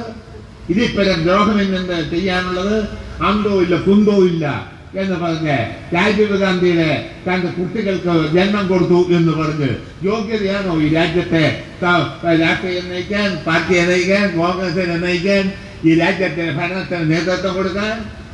ഇല്ല. എവിടുന്ന് തുടങ്ങി ഇപ്പം പ്രതാപകുമാർ മുഖർജി എഴുതിയിട്ടുണ്ട്, തുറന്നു. എന്താ ഇന്ദിരാഗാന്ധി മരിക്കപ്പെട്ടതിനെ തുടർന്ന് രാജീവ് ഗാന്ധി വന്നപ്പം രാജീവ് ഗാന്ധി പ്രണബ് കുമാർ മുഖർജിയോട് പറഞ്ഞു, ഞാനിതെല്ലാം കൂടി എങ്ങനെ കൊണ്ടു നടക്കും എന്നെല്ലാം പറഞ്ഞപ്പം അങ്ങയെ സഹായിക്കാൻ ഞങ്ങളെല്ലാം ഉണ്ടല്ലോ എന്ന് പറഞ്ഞുപോയി ആ മനുഷ്യൻ. അതുകൊണ്ട് മന്ത്രിസഭയിൽ നിന്ന് തന്നെ അയാളെ ഒഴിവാക്കിയില്ല. അതാ ഞാൻ പറയാത്ത തുടർന്നിട്ടുണ്ട്. നെഹ്റു കുടുംബത്തെ അതെല്ലാം മനസ്സിലാക്കി കൊടുത്തിട്ടുണ്ട് രാജീവ് ഗാന്ധി എന്ന് വേണം കരുതാൻ. UPA ഗവൺമെന്റ് വന്നപ്പോൾ യഥാർത്ഥത്തിൽ പ്രധാനമന്ത്രിയാക്കേണ്ടത് ആ മനുഷ്യനെയായിരുന്നു. ആക്കിയോ? ആക്കിയില്ല. അതിന് പോലെ അമേരിക്കയുടെ ചട്ടകമായിരുന്ന മൻമോഹൻ സിംഗിനെ ആക്കി തൂറി വാരി മെഴുകി. ഒരു ഗുണം കൂടി ലക്ഷക്കണക്കിന് കോടി രൂപ ഉണ്ടാക്കി കൊടുത്തു. കൽക്കരി കുംഭകോണം, സൂര്യസ്വത്തം അഴിമതി, തട്ടിപ്പ്, ആയുധ കുംഭകോണം എല്ലാം നടത്തി ഇഷ്ടം പോലെ സൗകര്യം ഉണ്ടാക്കി കൊടുത്തു. വേറെ എന്നാ തേങ്ങാ വരമുണ്ടോ നെഹ്റു കുടുംബത്തിന്? പറ. പട്ടങ്ങൾ എഴുതുക, ഏറ്റവും വലിയ ശക്തിയായി വനിതാ. എന്റെ പ്രിയപ്പെട്ട സുഹൃത്തുക്കളെ, ഈ എന്നാ പറയുന്ന മലയാള ഭാഷ പറഞ്ഞ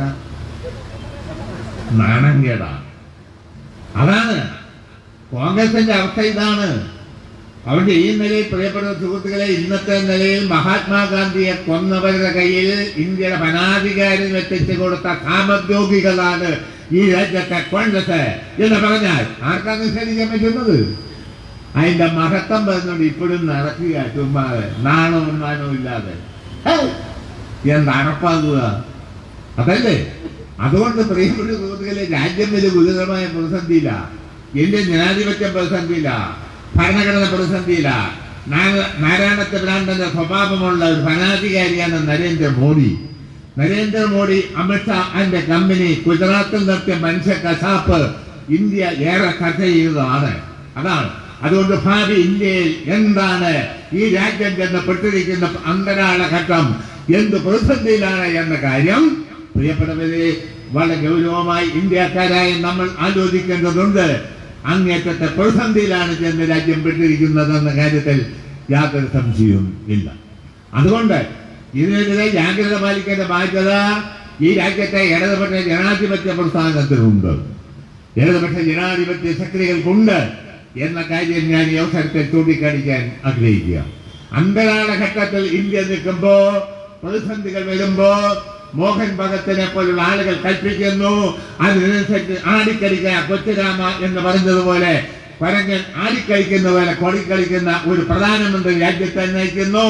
അപ്പോ പ്രിയപ്പെട്ടവരെ, രാജ്യത്തിന്റെ മുമ്പിൽ, ജനങ്ങളുടെ മുമ്പിൽ, കൃഷിക്കാരുടെ മുമ്പിൽ എല്ലാ പ്രതിസന്ധിയിൽ നിൽക്കുമ്പം, മതന്യൂനപക്ഷ ജനവിഭാഗങ്ങൾ ഏറ്റവും വലിയ പ്രതിസന്ധിയിലും ഉത്കണ്ഠയിലും നിൽക്കുമ്പം ഇന്ത്യൻ ജനതയ്ക്ക് പ്രതീക്ഷ നൽകുന്ന, ഇല്ലേ, ആ ജനവിഭാഗങ്ങൾക്ക് പ്രതീക്ഷ നൽകുന്ന ഏക സംസ്ഥാനമാണ് കേരള സംസ്ഥാനം. ഒരു പച്ച തുരുത്താണ് ഇന്ത്യൻ സംസ്ഥാനങ്ങളുടെ കൂടെ ഈ കേരളം എന്ന കാര്യം ഞാൻ ഈ അവസരത്തിൽ ചൂണ്ടിക്കാണിക്കാൻ ആഗ്രഹിക്കുക. കേരളത്തിന്റെ പ്രസക്തി അതാണ്. ഇന്ത്യയിൽ ഏത് സംസ്ഥാനത്തുണ്ട് ഇങ്ങനെ സംവിധാനം? ഇതുപോലെ ജനക്ഷേമകരമായ പരിപാടികൾ നടപ്പിലാക്കിയ ഒരു ഗവൺമെന്റ്, ഇടതുപക്ഷ ജനാധിപത്യ മുന്നണിയുടെ ഗവൺമെന്റ്, സഖാവ് പിണറായി വിജയൻ നയിക്കുന്ന ഗവൺമെന്റ് പ്രവർത്തിച്ചതുപോലെ ഇന്ത്യയിൽ ഏതേലും സംസ്ഥാന ഗവൺമെന്റ് പ്രവർത്തിക്കുന്നുണ്ടോ? ഇല്ല പ്രിയമുള്ളവര്. അതാണ് കേരള സംസ്ഥാന ഗവൺമെന്റിന്റെ, LDF ഗവൺമെന്റിന്റെ മഹത്തായ സംഭാവന എന്ന കാര്യം ചൂണ്ടിക്കാണിക്കാൻ ഞാൻ ഈ അവസരം വിനിയോഗിക്കുക. നമുക്കറിയാം, കഴിഞ്ഞ തെരഞ്ഞെടുപ്പിൽ നമ്മൾ രാജ്യത്തെ ജനങ്ങളോട് പറഞ്ഞു, നമ്മളൊരു മിനിമം പരിപാടി അവതരിപ്പിച്ചു, നമ്മൾ എന്തൊക്കെ ചെയ്യും എന്ന്. അതാണ് ഒന്ന്, ലൈഫ് മിഷൻ നടപ്പിലാക്കും, വീടില്ലാത്തത് വീട് കൊടുക്കും. 2, പെൻഷൻ അർഹതയുള്ളവർക്കെല്ലാം പെൻഷൻ നൽകും. 3, കാർഷിക മേഖലയിൽ എന്തെല്ലാം ചെയ്യും. 4, ഈ നിലയിൽ വ്യാവസായിക കാർഷിക മേഖലയിൽ സമഗ്രമായ രംഗത്ത് 620 കൂട്ടം കാര്യങ്ങൾ ചെയ്യും എന്ന് പറഞ്ഞാണ് നമ്മളെന്ന തെരഞ്ഞെടുപ്പിനെ നേരിട്ടതെന്ന കാര്യം ഞാൻ ഈ അവസരത്തിൽ ഓർമ്മപ്പെടുത്തുവാൻ ആഗ്രഹിക്കുകയാണ്. അതിൽ 600 പരം കാര്യങ്ങൾ നമ്മൾ ചെയ്തു കഴിഞ്ഞു, നടപ്പിലാക്കി കഴിഞ്ഞു എന്ന കാര്യം ഞാൻ ഈ അവസരത്തിൽ ചൂണ്ടിക്കാണിക്കാൻ ആഗ്രഹിക്കുകയാണ്. അക്കൂട്ടത്തിൽ നമ്മൾ ഒരു കാര്യം പറഞ്ഞു, ഇവിടെ നികുതി വിധിച്ചാൽ വികസന പ്രവർത്തനത്തിന് പണമില്ല. നിത്യനിദാന ചെലവും ശമ്പളവും കൊടുത്തു കഴിഞ്ഞാൽ കടബാധ്യതയാണ്, കമ്മി ബഡ്ജറ്റുകളാണ് എന്നാണ് നമ്മൾ ചൂണ്ടിക്കാണിച്ചത്. അതുകൊണ്ട് ഇവിടെ വികസനം നടക്കണം, റോഡും പാലവും പള്ളിക്കൂടവും ഇല്ലേ, സമഗ്ര പുരോഗതി രാജ്യത്തുണ്ടാകണമെങ്കിൽ പുതിയ ധനാഗമ മാർഗം കാണണം. അതിനാണ് പ്രിയമുള്ളവരെ കിഫ്ബി എന്ന് പറയുന്ന ധനസമാഹരണ മാർഗം മുന്നോട്ട് വെച്ചത്. 50,000 കോടി രൂപ ആ നിലയിൽ ഞങ്ങൾ സംഭരിക്കുമെന്നും ആ 50,000 കോടി രൂപ ഉപയോഗിച്ചുകൊണ്ട് കേരളത്തിന്റെ സമഗ്ര വികസനത്തിന് ഉപയോഗപ്പെടുത്തുമെന്നും നമ്മൾ വാഗ്ദാനം നൽകി. പ്രിയമുള്ളവരെ, 59,000-ലധികം കോടി രൂപ സമാഹരിച്ചു കഴിഞ്ഞു. ചുമ്മാ സമാഹരിക്കൽ മാത്രമല്ല, നമ്മുടെ വരുമാനത്തിന്റെ ഒരു ഭാഗം ഈ ബാധ്യതയും പലിശയും തീർക്കുന്നതിന് വേണ്ടി പ്രത്യേകം നിക്ഷേപിച്ചുകൊണ്ട് കരുതൽ സ്വീകരിച്ചുകൊണ്ടാണ് കിഫ്ബി വഴി സംഭരിക്കുന്നത്. 59,000-ലധികം കോടി രൂപ നമ്മൾ സമാഹരിച്ചു.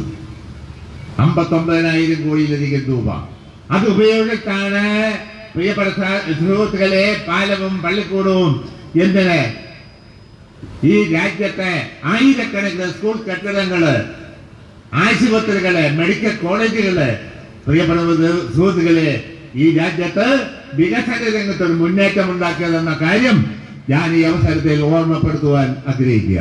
ഇതിൽ അന്തം വിട്ട ഖത്തർകൾ, പത്രമാധ്യമങ്ങൾ, പത്ര സിൻഡിക്കേറ്റ് എല്ലാവരും കൂടെ കൂടിക്കൊണ്ട് UDF-ഉം കൂടി BJP-യും RSS-ഉം BJP-യും കോൺഗ്രസും UDF-ഉം ചേർന്നുകൊണ്ട് കിഫ്ബി എന്നും പറഞ്ഞ് കോലാഹലം ഉണ്ടാക്കി.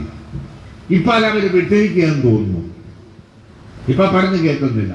കുറെ കിഫ്ബിയായിരുന്നു. ഞാൻ പറയാൻ ഈയിടെ പ്രതിപക്ഷ നേതാവെന്ന് പറയുന്ന ചെന്നിത്തലയുടെ മണ്ഡലത്തിൽ മാത്രം 200 കോടി രൂപയുടെ വികസന പ്രവർത്തനമാണ് നടത്തിയത്. എല്ലാ മണ്ഡലത്തിലും ഉണ്ട്, ഒരു വ്യത്യാസവും കാണിച്ചിട്ടില്ല. അതിന് മാത്രം വികസന പ്രവർത്തനം, നല്ല എണ്ണപ്പെട്ട റോഡുകള്, പാലങ്ങള്, എത്ര പാലങ്ങൾ ഇപ്പോ അവിടെയെല്ലാം. ഇപ്പൊ ഈ കഴിഞ്ഞ ദിവസമാണ് എറണാകുളത്ത് 2 മേൽപ്പാലങ്ങൾ, ഫ്ലൈ ഓവറുകള് രാജ്യത്തിന് ജനങ്ങൾക്ക് സമർപ്പിച്ചത്. അങ്ങനെ എത്ര കാര്യങ്ങളാണ്. ആയിരക്കണക്കിന് സ്കൂൾ കെട്ടിടങ്ങൾ ഈ രാജ്യത്തെ സംഘടിപ്പിച്ചു, സ്ഥാപിച്ചു. അതുപോലെ തന്നെ ഇവിടെ തിരുവനന്തപുരത്തൊന്നും കാസർഗോട്ടേക്കുള്ള ജലപാത, തിരുവനന്തപുരത്തൊന്നും അതിവേഗ റെയിൽവേ ലൈന് ഇല്ലേ. എന്തിനിപ്പം ശബരി റെയിൽവേ പാതയ്ക്ക് 1400 കോടി രൂപയോളം കൊടുക്കണം. 50% സംസ്ഥാന ഗവൺമെന്റ് കൊടുക്കണമെന്നാണ് റെയിൽവേ വകുപ്പ് പറഞ്ഞത്. കഴിഞ്ഞ ദിവസമാണ് കേരള മന്ത്രിസഭ തീരുമാനിച്ചു ആ സംഖ്യ കൊടുക്കാൻ, കിഫ്ബിയിൽ നിന്ന് കൊടുക്കാൻ തീരുമാനിച്ചിരിക്കുകയാണ്. അത് അതിപ്രധാനമാണ്. ഇടുക്കി ജില്ലയുടെ ഒരു ഭാഗത്തോടെയും വരും. കോട്ടയം, ഇടുക്കി ജില്ല, അങ്കമാലിയിൽ നിന്ന് വന്നാണ് റെയിൽവേ പാത പോകുന്നത്. എരുമേലി വരെയാണ് റെയിൽവേ പാത. വലിയ തോതിൽ തീർത്ഥാടകർക്ക് സഹായിക്കുന്നതാണ്. തീർത്ഥാടകർക്ക് മാത്രമല്ല, ഈ പ്രദേശത്തെ കുറെ ജില്ലകളിലെ ജനങ്ങൾക്ക് സഹായകരമാണ്. അതാണ് നമ്മൾ അതിന്റെ പദ്ധതി പണം നമ്മുടെ സംസ്ഥാനം കൊടുക്കാൻ തീരുമാനിച്ചതെന്ന കാര്യം ചൂണ്ടിക്കാണിക്കാൻ ആഗ്രഹിക്കുക. ആ നിലയിൽ വികസന രംഗത്തോട് മുന്നേറ്റം ഉണ്ടാക്കി.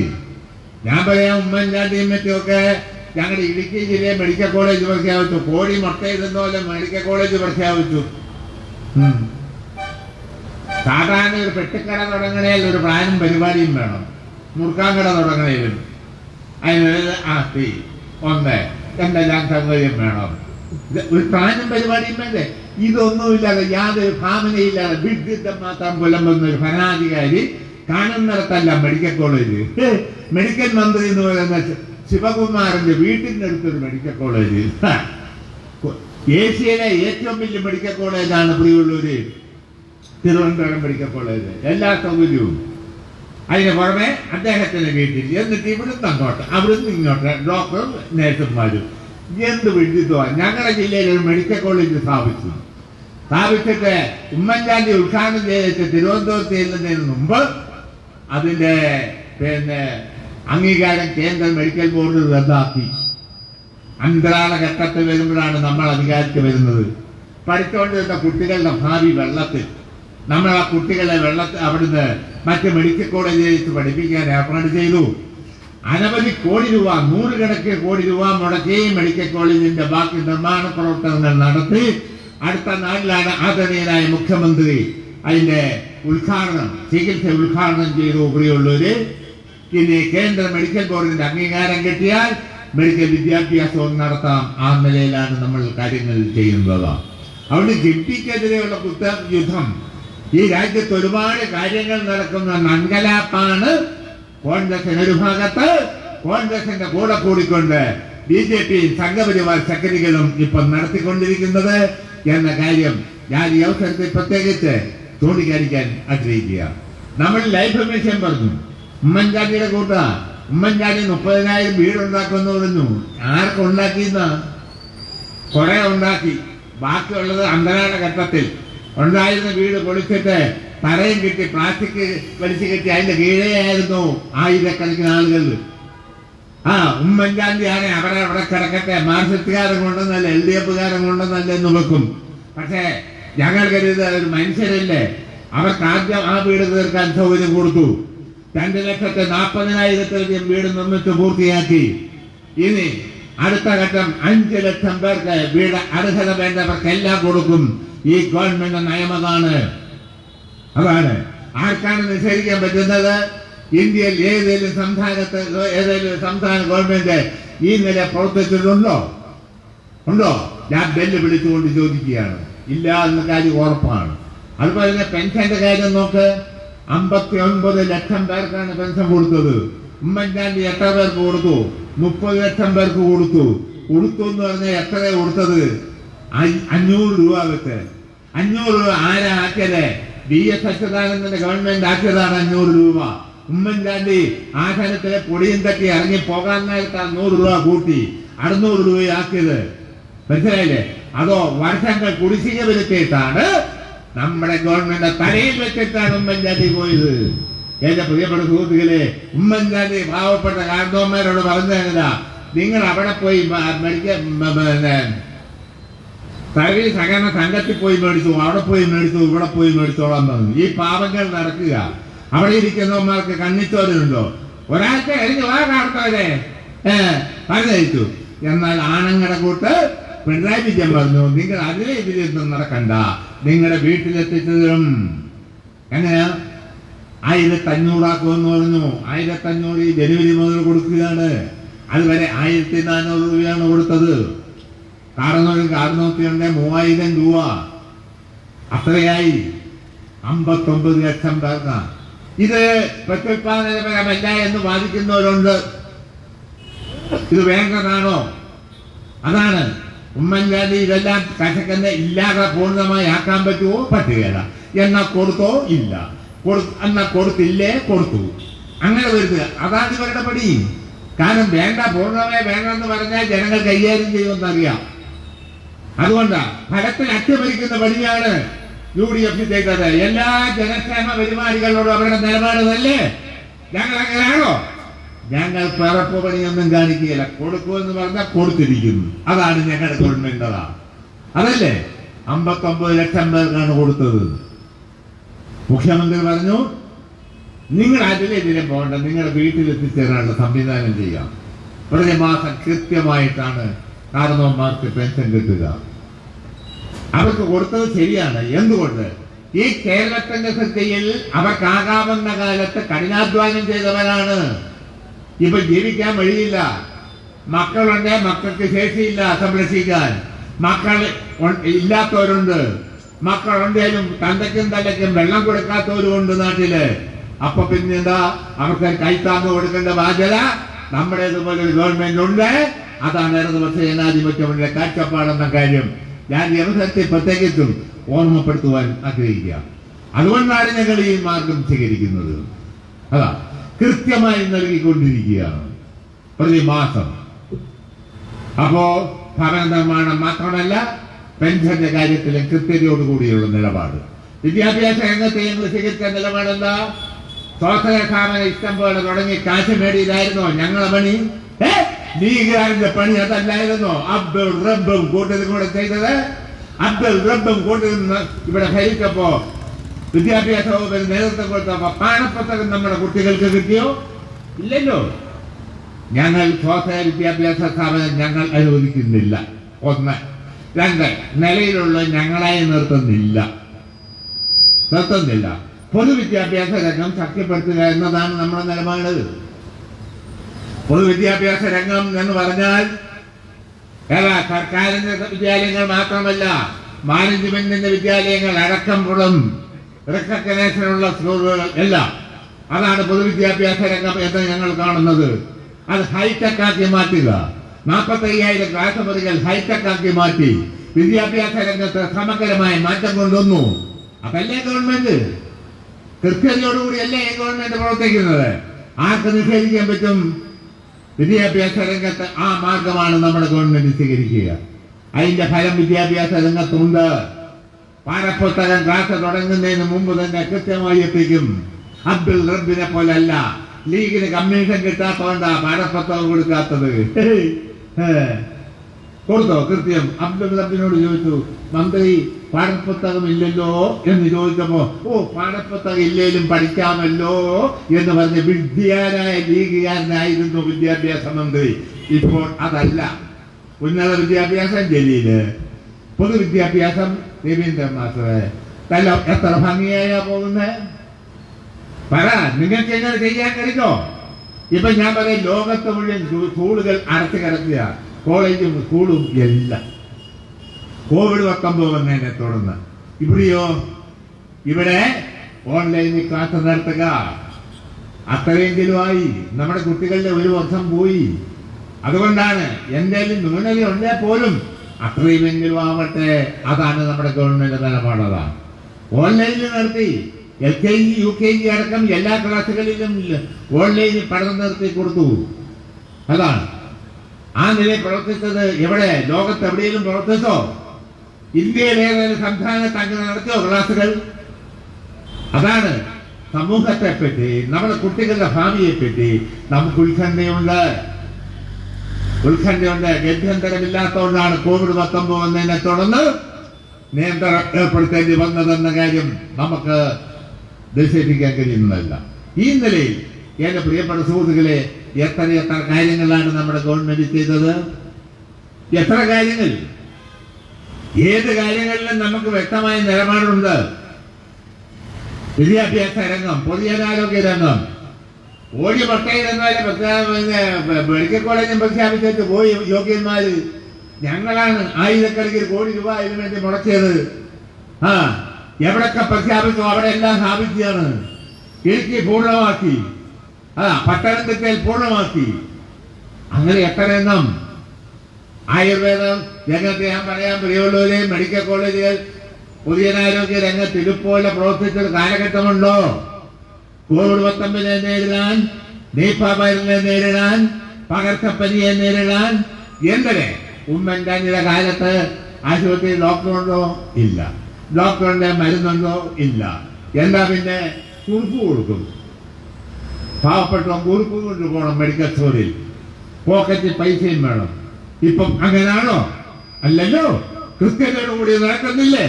നിപ വൈറസിനെ നേരിടാൻ പ്രിയപ്പെട്ടവരെ 1000 കോടി രൂപ മുടക്കിയല്ലേ? പ്രത്യേക വാർഡുകൾ തന്നെ സ്ഥാപിച്ചില്ലേ?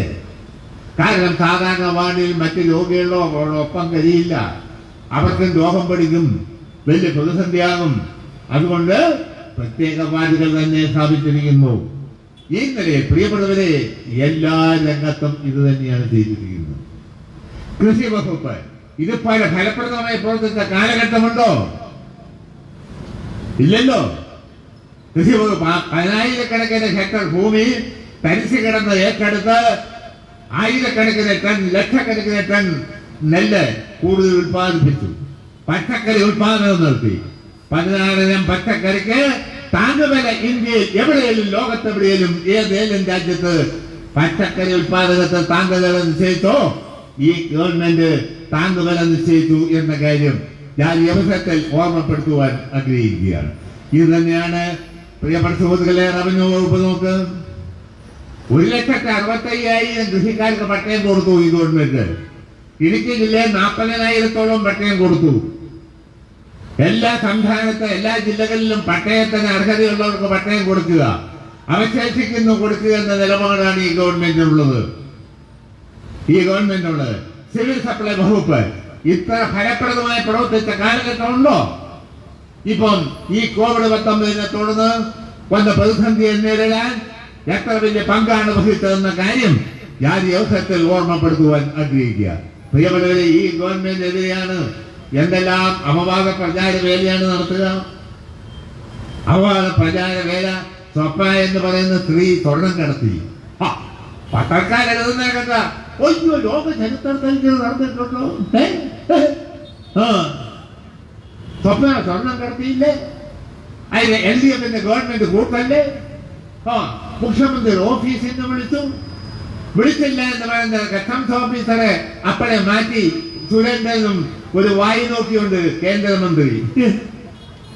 അയാളും കൂടെ കൂടി കസ്റ്റംസ് ഉദ്യോഗസ്ഥനെ മാറ്റിയില്ലേ? എന്തെല്ലാം വൃത്തികേടാണ് ചെയ്യുന്നത്, അതല്ലേ? അതുകൊണ്ട് ആ നിലവിലെ സ്വപ്ന ഞാൻ പറയാം, എന്റെ പ്രിയപ്പെട്ട സുഹൃത്തുക്കളെ, ഇത് ആയിരക്കണക്കിന് ടൺ സ്വർണം കടത്തുന്നുണ്ട്. ഒന്ന് വിമാനം വഴി, രണ്ട് കപ്പൽ വഴി, മൂന്ന് വരാനുള്ളൊരു വഴിയാ ഈ നേപ്പാളിൽ നിന്ന് നടന്നു വരുന്നൊരു വഴിയുണ്ട്, അതിലെ കള്ളക്കടത്ത് നടക്കുന്നുണ്ട്. ഈ മൂന്ന് വഴിയാ. ഈ മൂന്ന് വഴി ഇത് വരണേലും ഇന്ത്യ ഭരിക്കുന്ന ഭരണാധികാരികൾ കേന്ദ്ര ഏജൻസി കൂട്ടു നിൽക്കാതെ വരില്ല. വരുമോ പറ? സ്വപ്ന തന്നെ ആദ്യം കടത്തിയതാണോ? 23ാമത്തെ പ്രാവശ്യം കടത്തിയപ്പോഴാ പിടിച്ചത്. പത്രങ്ങൾ റിപ്പോർട്ട് ചെയ്തല്ലോ. അതിന് മുമ്പ് 20 പ്രാവശ്യം 25 പ്രാവശ്യം കടത്തിയില്ല. 23ാമത്തെ പ്രാവശ്യം അതിന് കസ്റ്റംസ് കൂട്ടു നിൽക്കാതെ. വിമാനത്താവളം ഞങ്ങളുടെ നിയന്ത്രണത്തിലാണോ? അല്ല, കേന്ദ്ര നിയന്ത്രണത്തിലാണ്. കസ്റ്റംസുകാരെ ഗവൺമെന്റ്, ഞാൻ പറയാം, വിമാനത്താവളത്തിൽ പോയാൽ നിങ്ങളുടെ ബാഗിനകത്ത് പോക്കറ്റിനകത്ത് ഒരു ബ്ലേഡ് ഒക്കെ പിടിച്ചു വരും. അറിയോ? ഞാനൊരു പ്രാവശ്യം കോഴിക്കോട് നിന്ന് കയറി. എൻ്റെ കയ്യിൽ സൂട്ട് കേസ് ഉണ്ടായിരുന്നു. അതിനകത്ത് ചെറിയ ബാഗിനകത്ത് സേവിങ് സെറ്റിനകത്ത് ഇടയ്ക്ക് ഒരു കത്രിക ഉണ്ടായിരുന്നു. ഭയങ്കര ശബ്ദം ഉണ്ടാക്കി ഇത് സ്കാൻ ചെയ്തപ്പോൾ. ഒടുവിൽ ഞാനത് എടുത്ത് അവിടെ കൊടുത്തിട്ടാ പോകുന്നത്. അതുകൊണ്ട് വിമാനത്തെ ചുമ്മാതെ വരുവോ?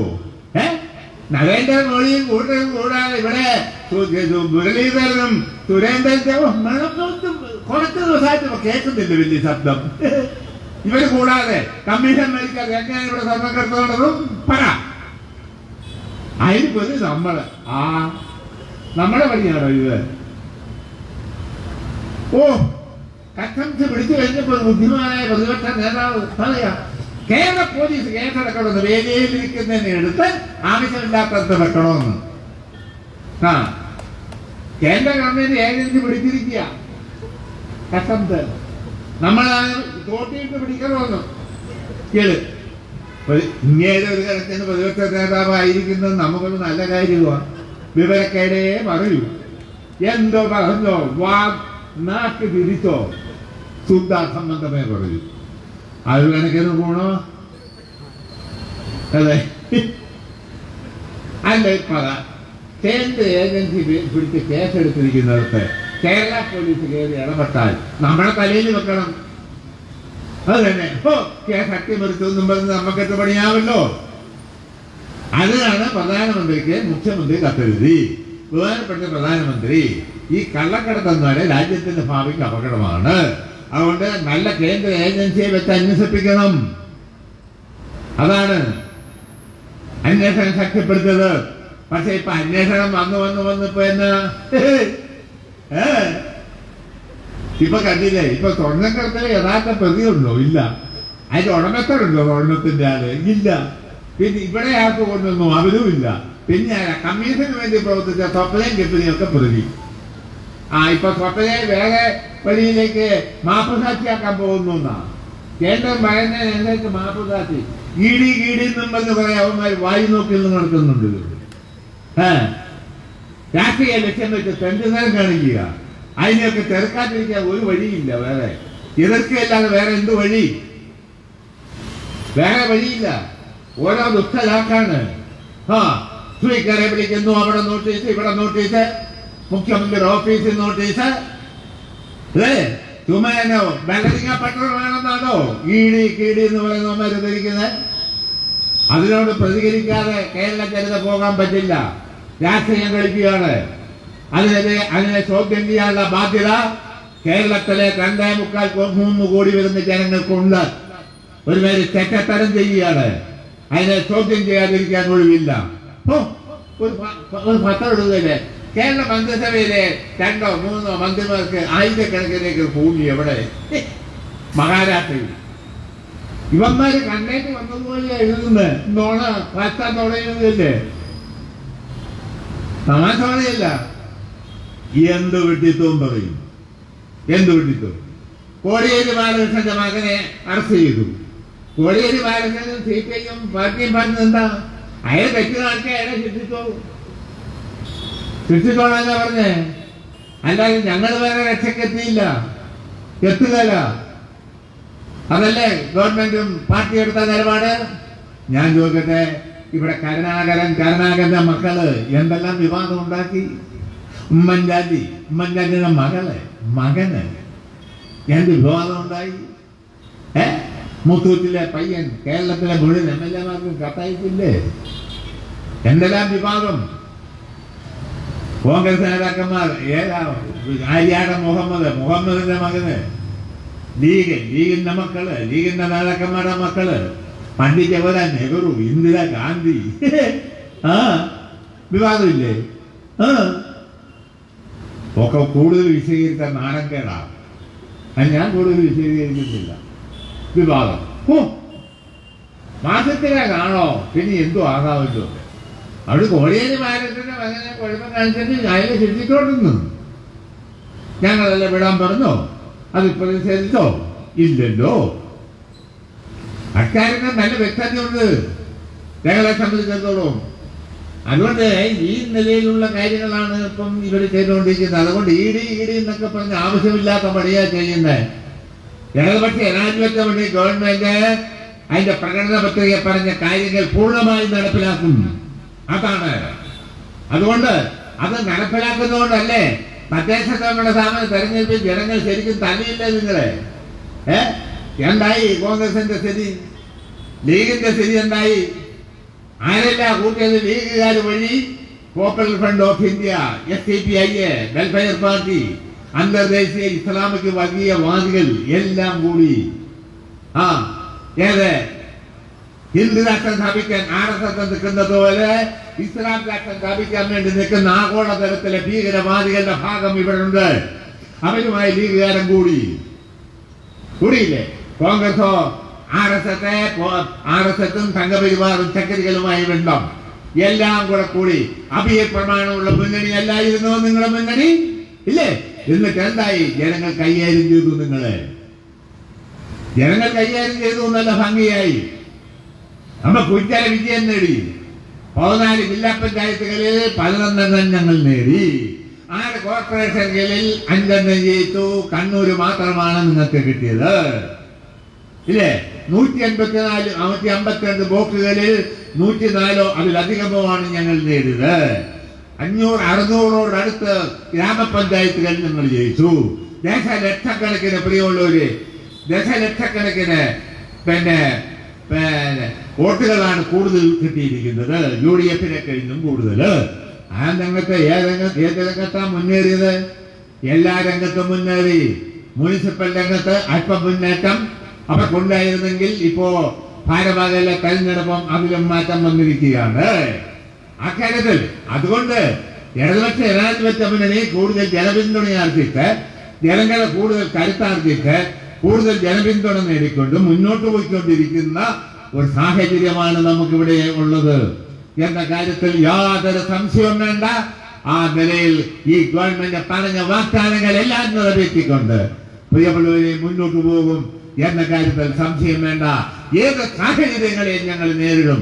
കീഴി എന്നെല്ലാം പറഞ്ഞ കേന്ദ്ര ഏജൻസിയെ തട്ടകമായി ഉപയോഗിച്ച് ഞങ്ങളെ കൈകാര്യം ചെയ്യാൻ പോയാൽ എല്ലാ അർത്ഥത്തിലും ഞങ്ങൾ ഇതിനെ നേരിടും എന്ന കാര്യത്തിൽ ആർക്കും ഒരു സംശയം വേണ്ട. അത് ചെയ്യാനുള്ള ബാധ്യത ഞങ്ങൾക്കുണ്ട് എന്നാണ് എനിക്ക് അവസരത്തിൽ ഓർമ്മപ്പെടുത്തുവാൻ ഉള്ളത്. നമ്മളറിയാം, ഇപ്പൊ COVID-19 വന്നു. എത്ര ഭംഗിയായിട്ടാണ് ഗവൺമെന്റ് കൈകാര്യം ചെയ്തത്, ഇല്ലേ? ചൈനയിലുണ്ടായി. ചൈനക്കാരൻ നല്ല ഭംഗിയായി നേരിട്ടില്ലേ? 85,000 പേർക്ക് വന്നു. 4,100 പേര് മരിച്ചു. 30 ദശലക്ഷം കമ്മ്യൂണിസ്റ്റ് പാർട്ടി പ്രവർത്തകന്മാർ കേന്ദ്രീകരിച്ച് പ്രവർത്തനം നടത്തി. 390 പാർട്ടി പ്രവർത്തകർക്ക് രോഗം വന്ന് മരിച്ചു എന്നാണ് കണക്ക്. അവർ നിയന്ത്രണ വിധേയമാക്കി. നിയന്ത്രണവിധേയമാക്കി. അതാണ് ഞാൻ പറയാം. ക്യൂബയിൽ നിയന്ത്രണവിധേയമായി 123 പേര് മരിച്ചു. വിയറ്റ്നാമിൽ കമ്മ്യൂണിസ്റ്റുകാരുടെ ഗവൺമെന്റാണ്, അവിടെ നിയന്ത്രണ വിധേയമായി 139 പേര് മരിച്ചു. ഇതുപോലെ എവിടെ ഏറ്റവും ആളുകൾ മരിച്ചത്? എവിടെ? ശക്തനായ അമേരിക്കയിൽ, സമ്പന്നൻ, ലോക മുതലാൽ, ലോക പോലീസായി എവിടാണ്? കോടിക്കണക്കിന് ആളുകൾക്കാണ് രോഗം വന്നത്. എത്ര ലക്ഷം മരിച്ചൊന്ന് കണക്കിന്റെ പരിയുള്ളവര് അന്തവുമില്ല കുന്തവുമില്ലാതാണ് നടത്തുന്നത്, ഇല്ലേ? അത് കഴിഞ്ഞാൽ എവിടെയാ? ട്രംപിന്റെ കൂട്ടുകാരനായ ഇന്ത്യയിലാണ് വന്നത്. ഏറ്റവും കൂടുതൽ മരണം, ഏറ്റവും കൂടുതൽ രോഗം. എന്തോ ചെയ്തു?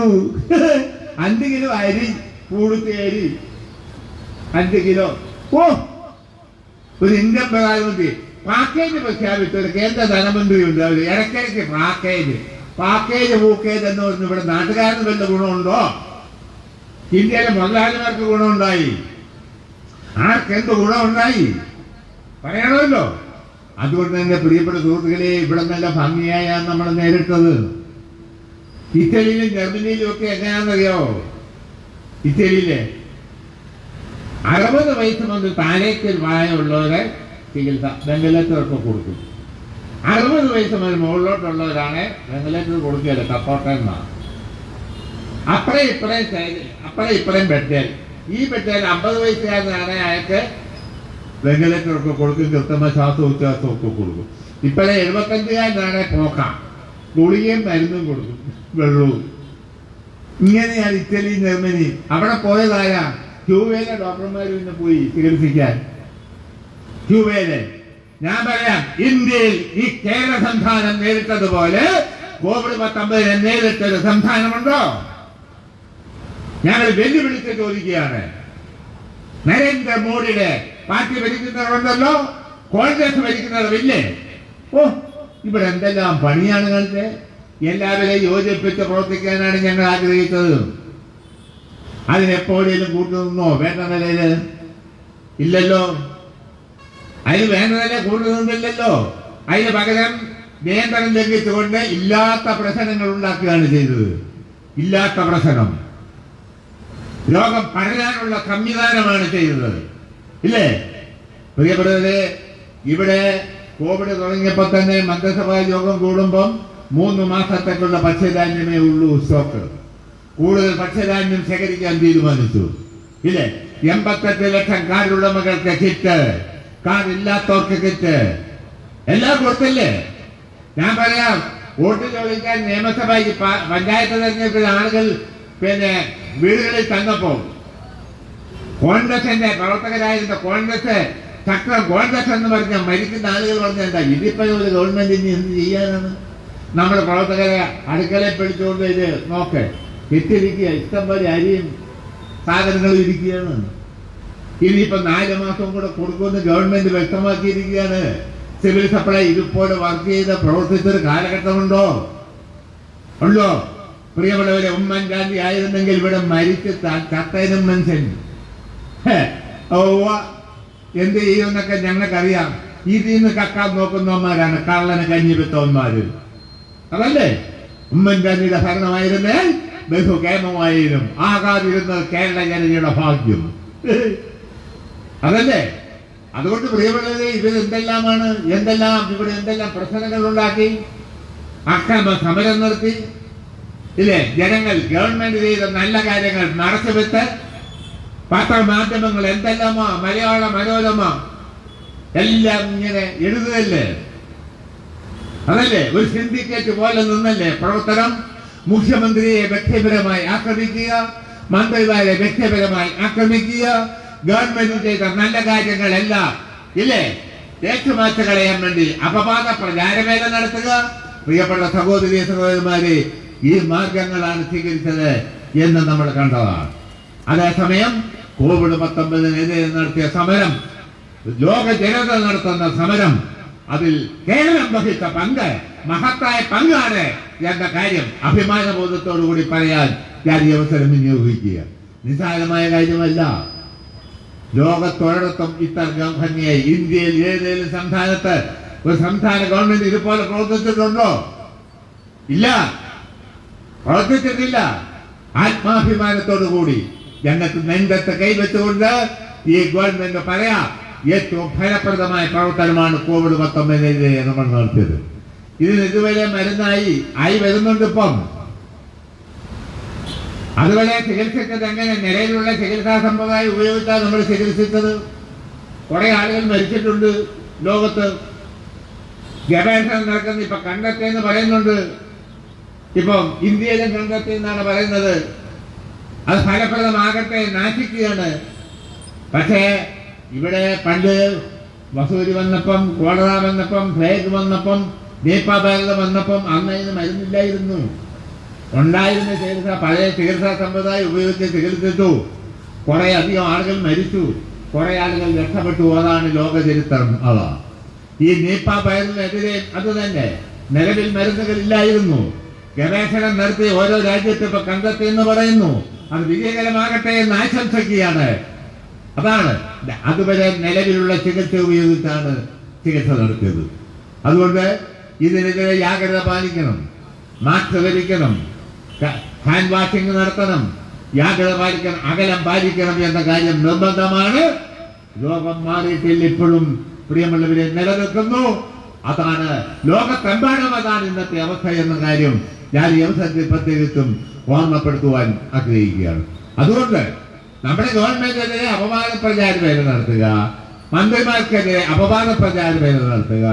മഹാരാഷ്ട്രയിൽ ഏത് മന്ത്രിക്ക് ഭൂമിയുള്ളതെന്ന് പറയണം, ആണുങ്ങളെ കൂട്ട് പറയണം, പേര് സഹിതം പറ. ചുമ്മാ പുകമറ സൃഷ്ടിക്കാനൊന്നും നിങ്ങൾ നോക്കണ്ട. മലയാള മനോരമയുടെ പിതാവിനെ മുതൽ ഞങ്ങൾക്കറിയാം.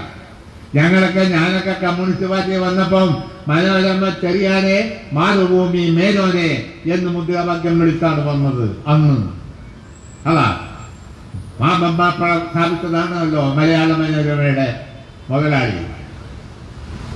അതാണ് അവര് പണ്ട് മുതൽ ഇങ്ങനെ കമ്മ്യൂണിസ്റ്റുകാര് അധികാരത്തിൽ വന്നാൽ ഞാനും എന്റെ മക്കളും പിന്നെ ഭാര്യയും വിഷം കഴിച്ച് ആത്മഹത്യ ചെയ്യുമെന്ന് പ്രഖ്യാപിച്ച ഒരു കമ്മ്യൂണിസ്റ്റ് വിരുദ്ധനായിരുന്നു മാമൻ മാപ്പിള എന്നാണ് ചരിത്രം രേഖപ്പെടുത്തിയിരിക്കുന്നത്. അതാ അവിടെ ഞങ്ങളെ ഇതൊന്നും പറഞ്ഞു പഠിപ്പിക്കുന്ന കാര്യമില്ല. ഞങ്ങൾക്കിതെല്ലാം അറിയാം. അതുകൊണ്ട് നല്ല കാര്യം എന്നാ പത്രം എന്ന നിലയിൽ മോശമില്ലാത്തൊരു പണി അവർ ചെയ്യുന്നുണ്ട്. പക്ഷെ ഇങ്ങനെയുണ്ട് കമ്മ്യൂണിസം. അത് ഒരു കാര്യം, കോൺഗ്രസിനെ താങ്ങും. ഇപ്പൊ മോഡിയെ താങ്ങുക. എന്തുകൊണ്ട്? ഇന്ത്യൻ ഭൂസ്വാസി അവര് കൊടുക്കുന്ന പൈസ അവരുടെ സമ്പത്താണ്, അവരുടെ ആസ്തി. അത് തന്നെ അവരെ താങ്ങിയാൽ അതിനുള്ള വരുമാനം ഉണ്ടാവും. അതാണ്. പക്ഷെ ഈ വേലയൊന്നും ഞങ്ങളുടെ അടുത്ത് വേണ്ട. ഞങ്ങൾക്ക് ഈ നാവുള്ളിടത്തോളം കാലം നിങ്ങളുടെ ഈ പണിയൊന്നും ഞങ്ങളുടെ അടുത്ത് നടക്കുകയില്ല. പിന്നെ ഞങ്ങൾക്കുണ്ട് പത്രം, ഞങ്ങളെ പിന്നാക്കുന്ന ദേശാഭിമാനിയുണ്ട്, ജനയുഗമുണ്ട്. പിന്നെ ആരാ ഉള്ളത്? ചില പത്രങ്ങളൊക്കെ ഇരുന്ന് കേട്ടാ പിന്നോക്കക്കാരും മുഴുവൻ ഇപ്പൊ രക്ഷപ്പെട്ടു എന്നുള്ള മട്ടിലാണ് ഈ മോഡിയെ താങ്ങുക. പത്രത്തിന്റെ പേരൊന്നും ഞാൻ പറയുന്നില്ല, വഷളാ. അതുകൊണ്ട് ഇങ്ങനൊക്കെ ഉണ്ട്. അതുകൊണ്ട് ഈ സാഹചര്യങ്ങളെ എല്ലാം നേരിടാനുള്ള ബാധ്യത നമ്മളെ സംബന്ധിച്ചിടത്തോളം ഉണ്ട്. അതുകൊണ്ട് കേരളത്തിൽ പ്രിയപ്പെട്ടവരെ, ഇടതുപക്ഷ ജനാധിപത്യ മുന്നണി ഗവൺമെന്റ് ഈ 4 മാസം കൂടെ ഈ സൗജന്യ റേഷനും കിറ്റുമെല്ലാം കൊടുക്കും. ഒരു പ്രാവശ്യം കൊടുക്കണമെങ്കിൽ 450-500 കോടി രൂപ വേണം. ഇപ്പൊ എത്ര മാസമായി രോഗം തുടങ്ങിയിട്ട്? അതാണ് ചെയ്യാവുന്ന കാര്യങ്ങളെല്ലാം ചെയ്യും. അമേരിക്കൻ പ്രസിഡന്റിന്റെ നാട്ടില് ഒരു കോവിഡ് ടെസ്റ്റ് നടത്തുന്നതിന് 1,85,000 രൂപയാണ്. നരേന്ദ്രമോദിയുടെ നാട്ടിൽ 36,000 രൂപയാണ്. ഇവിടെ സൗജന്യമാണ്. മനസ്സിലായില്ലേ? ഇവിടെ സൗജന്യമാണ്. പ്രൈവറ്റ് ആശുപത്രിയിൽ പോലും കൂടുതൽ ചാർജ് വാങ്ങാൻ പാടില്ലെന്നവരോട് അഭ്യർത്ഥിച്ചിരിക്കുകയാണ് ഗവൺമെന്റ്. അതുകൊണ്ട് പ്രിയപ്പെട്ടവരെ, നമ്മൾ ജാഗ്രത പാലിക്കേണ്ടതുണ്ട്. ഈ ഗവൺമെന്റിനെതിരെ കൊണ്ടുവരുന്ന അപവാദ പ്രചാരവേലയെ നമ്മൾ ഭംഗിയായി നേരിടേണ്ട ബാധ്യത നമ്മളെ സംബന്ധിച്ചിടത്തോളം ഉണ്ട്. ഇടതുപക്ഷ ജനാധിപത്യ മുന്നണിക്ക് ഒരു തുടർ ഭരണം കിട്ടാൻ എല്ലാ സാധ്യതയുമാണ് ഈ കേരള സംസ്ഥാനത്ത് ഇപ്പം വളർന്നു വന്നുകൊണ്ടിരിക്കുന്നതെന്ന കാര്യം ഞാൻ ഈ അവസരത്തിൽ ഓർമ്മപ്പെടുത്തുവാൻ ആഗ്രഹിക്കുക. അത് തടയാൻ വേണ്ടി നിശ്ചിത താല്പര്യക്കാര് നടത്തുക. പഴയ വീഞ്ഞ് പുതിയ കുപ്പിയിലാക്കി കൊണ്ടുവരിക. അതാണ് ഉമ്മൻചാണ്ടി നയിക്കും. ഓ, പുള്ളി ഇതുവരെ പിന്നെ എവിടെ ആയിരുന്നു? ഇത് വളരെ തോന്നി. പുള്ളി കാശിയിലെങ്ങാണ്ട് തപസ് ചെയ്യാൻ പോയതാണ്. പുള്ളി ഇങ്ങനെ വന്നു, പിന്നെ നയിക്കാൻ ഏറ്റെടുത്തൊന്ന് ഉമ്മൻചാണ്ടി ഉണ്ടായിരുന്നു. അതുകൊണ്ട് വേറെ കാര്യമൊന്നും പറയണ്ട. എന്തെല്ലാം പണികളാണ് നിർത്തിയത് ഇവന്മാര്. ഓ, എന്നാലും അതുകൊണ്ട് ഇവിടെ ഒരു MP ഉണ്ട്, പ്രേമചന്ദ്. ഇത് പ്രേമചന്ദ്രനോടല്ലേ? ആഹാ, പുള്ളിയൊക്കെ ചാനൽ ചർച്ച വന്നിരുന്നു ചർച്ച ചെയ്യുന്നത് കേട്ടാൽ ഓ, പുള്ളി ആർപ്പിയാ വിപ്ലവ സോഷ്യലിസ്റ്റ് പാർട്ടി. എന്ത് പാർട്ടി? പുള്ളി പോയി മണിയടിച്ചു നരേന്ദ്രമോദിയെ. എന്നിട്ട് ആ ബൈപ്പാസ് ഉദ്ഘാടനത്തിനുള്ളത്. ഇതൊക്കെ ഞങ്ങൾക്കറിയാം. അതുകൊണ്ട് ഇങ്ങനെയെല്ലാം ഉണ്ട് കാര്യങ്ങൾ. അതുകൊണ്ട് പ്രിയപ്പെട്ട സുഹൃത്തുക്കളെ, ഇപ്പൊ തന്നെ ഞാൻ ദീർഘമായി സംസാരിച്ചു കഴിഞ്ഞിരിക്കുകയാണ്. എന്താ ഇവിടെ സഖാവ് NK ഭാസ്കരന്റെ സ്മരണയ്ക്ക് മുമ്പിൽ ആദരാഞ്ജലികൾ അർപ്പിച്ചുകൊണ്ട് ഈ പൊതു സമ്മേളനം ഔപചാരികമായി ഉദ്ഘാടനം ചെയ്ത് അറിയിച്ചുകൊണ്ട് ഞാൻ എൻ്റെ വാക്കുകൾ അവസാനിപ്പിക്കുന്നു. നന്ദി, നമസ്കാരം.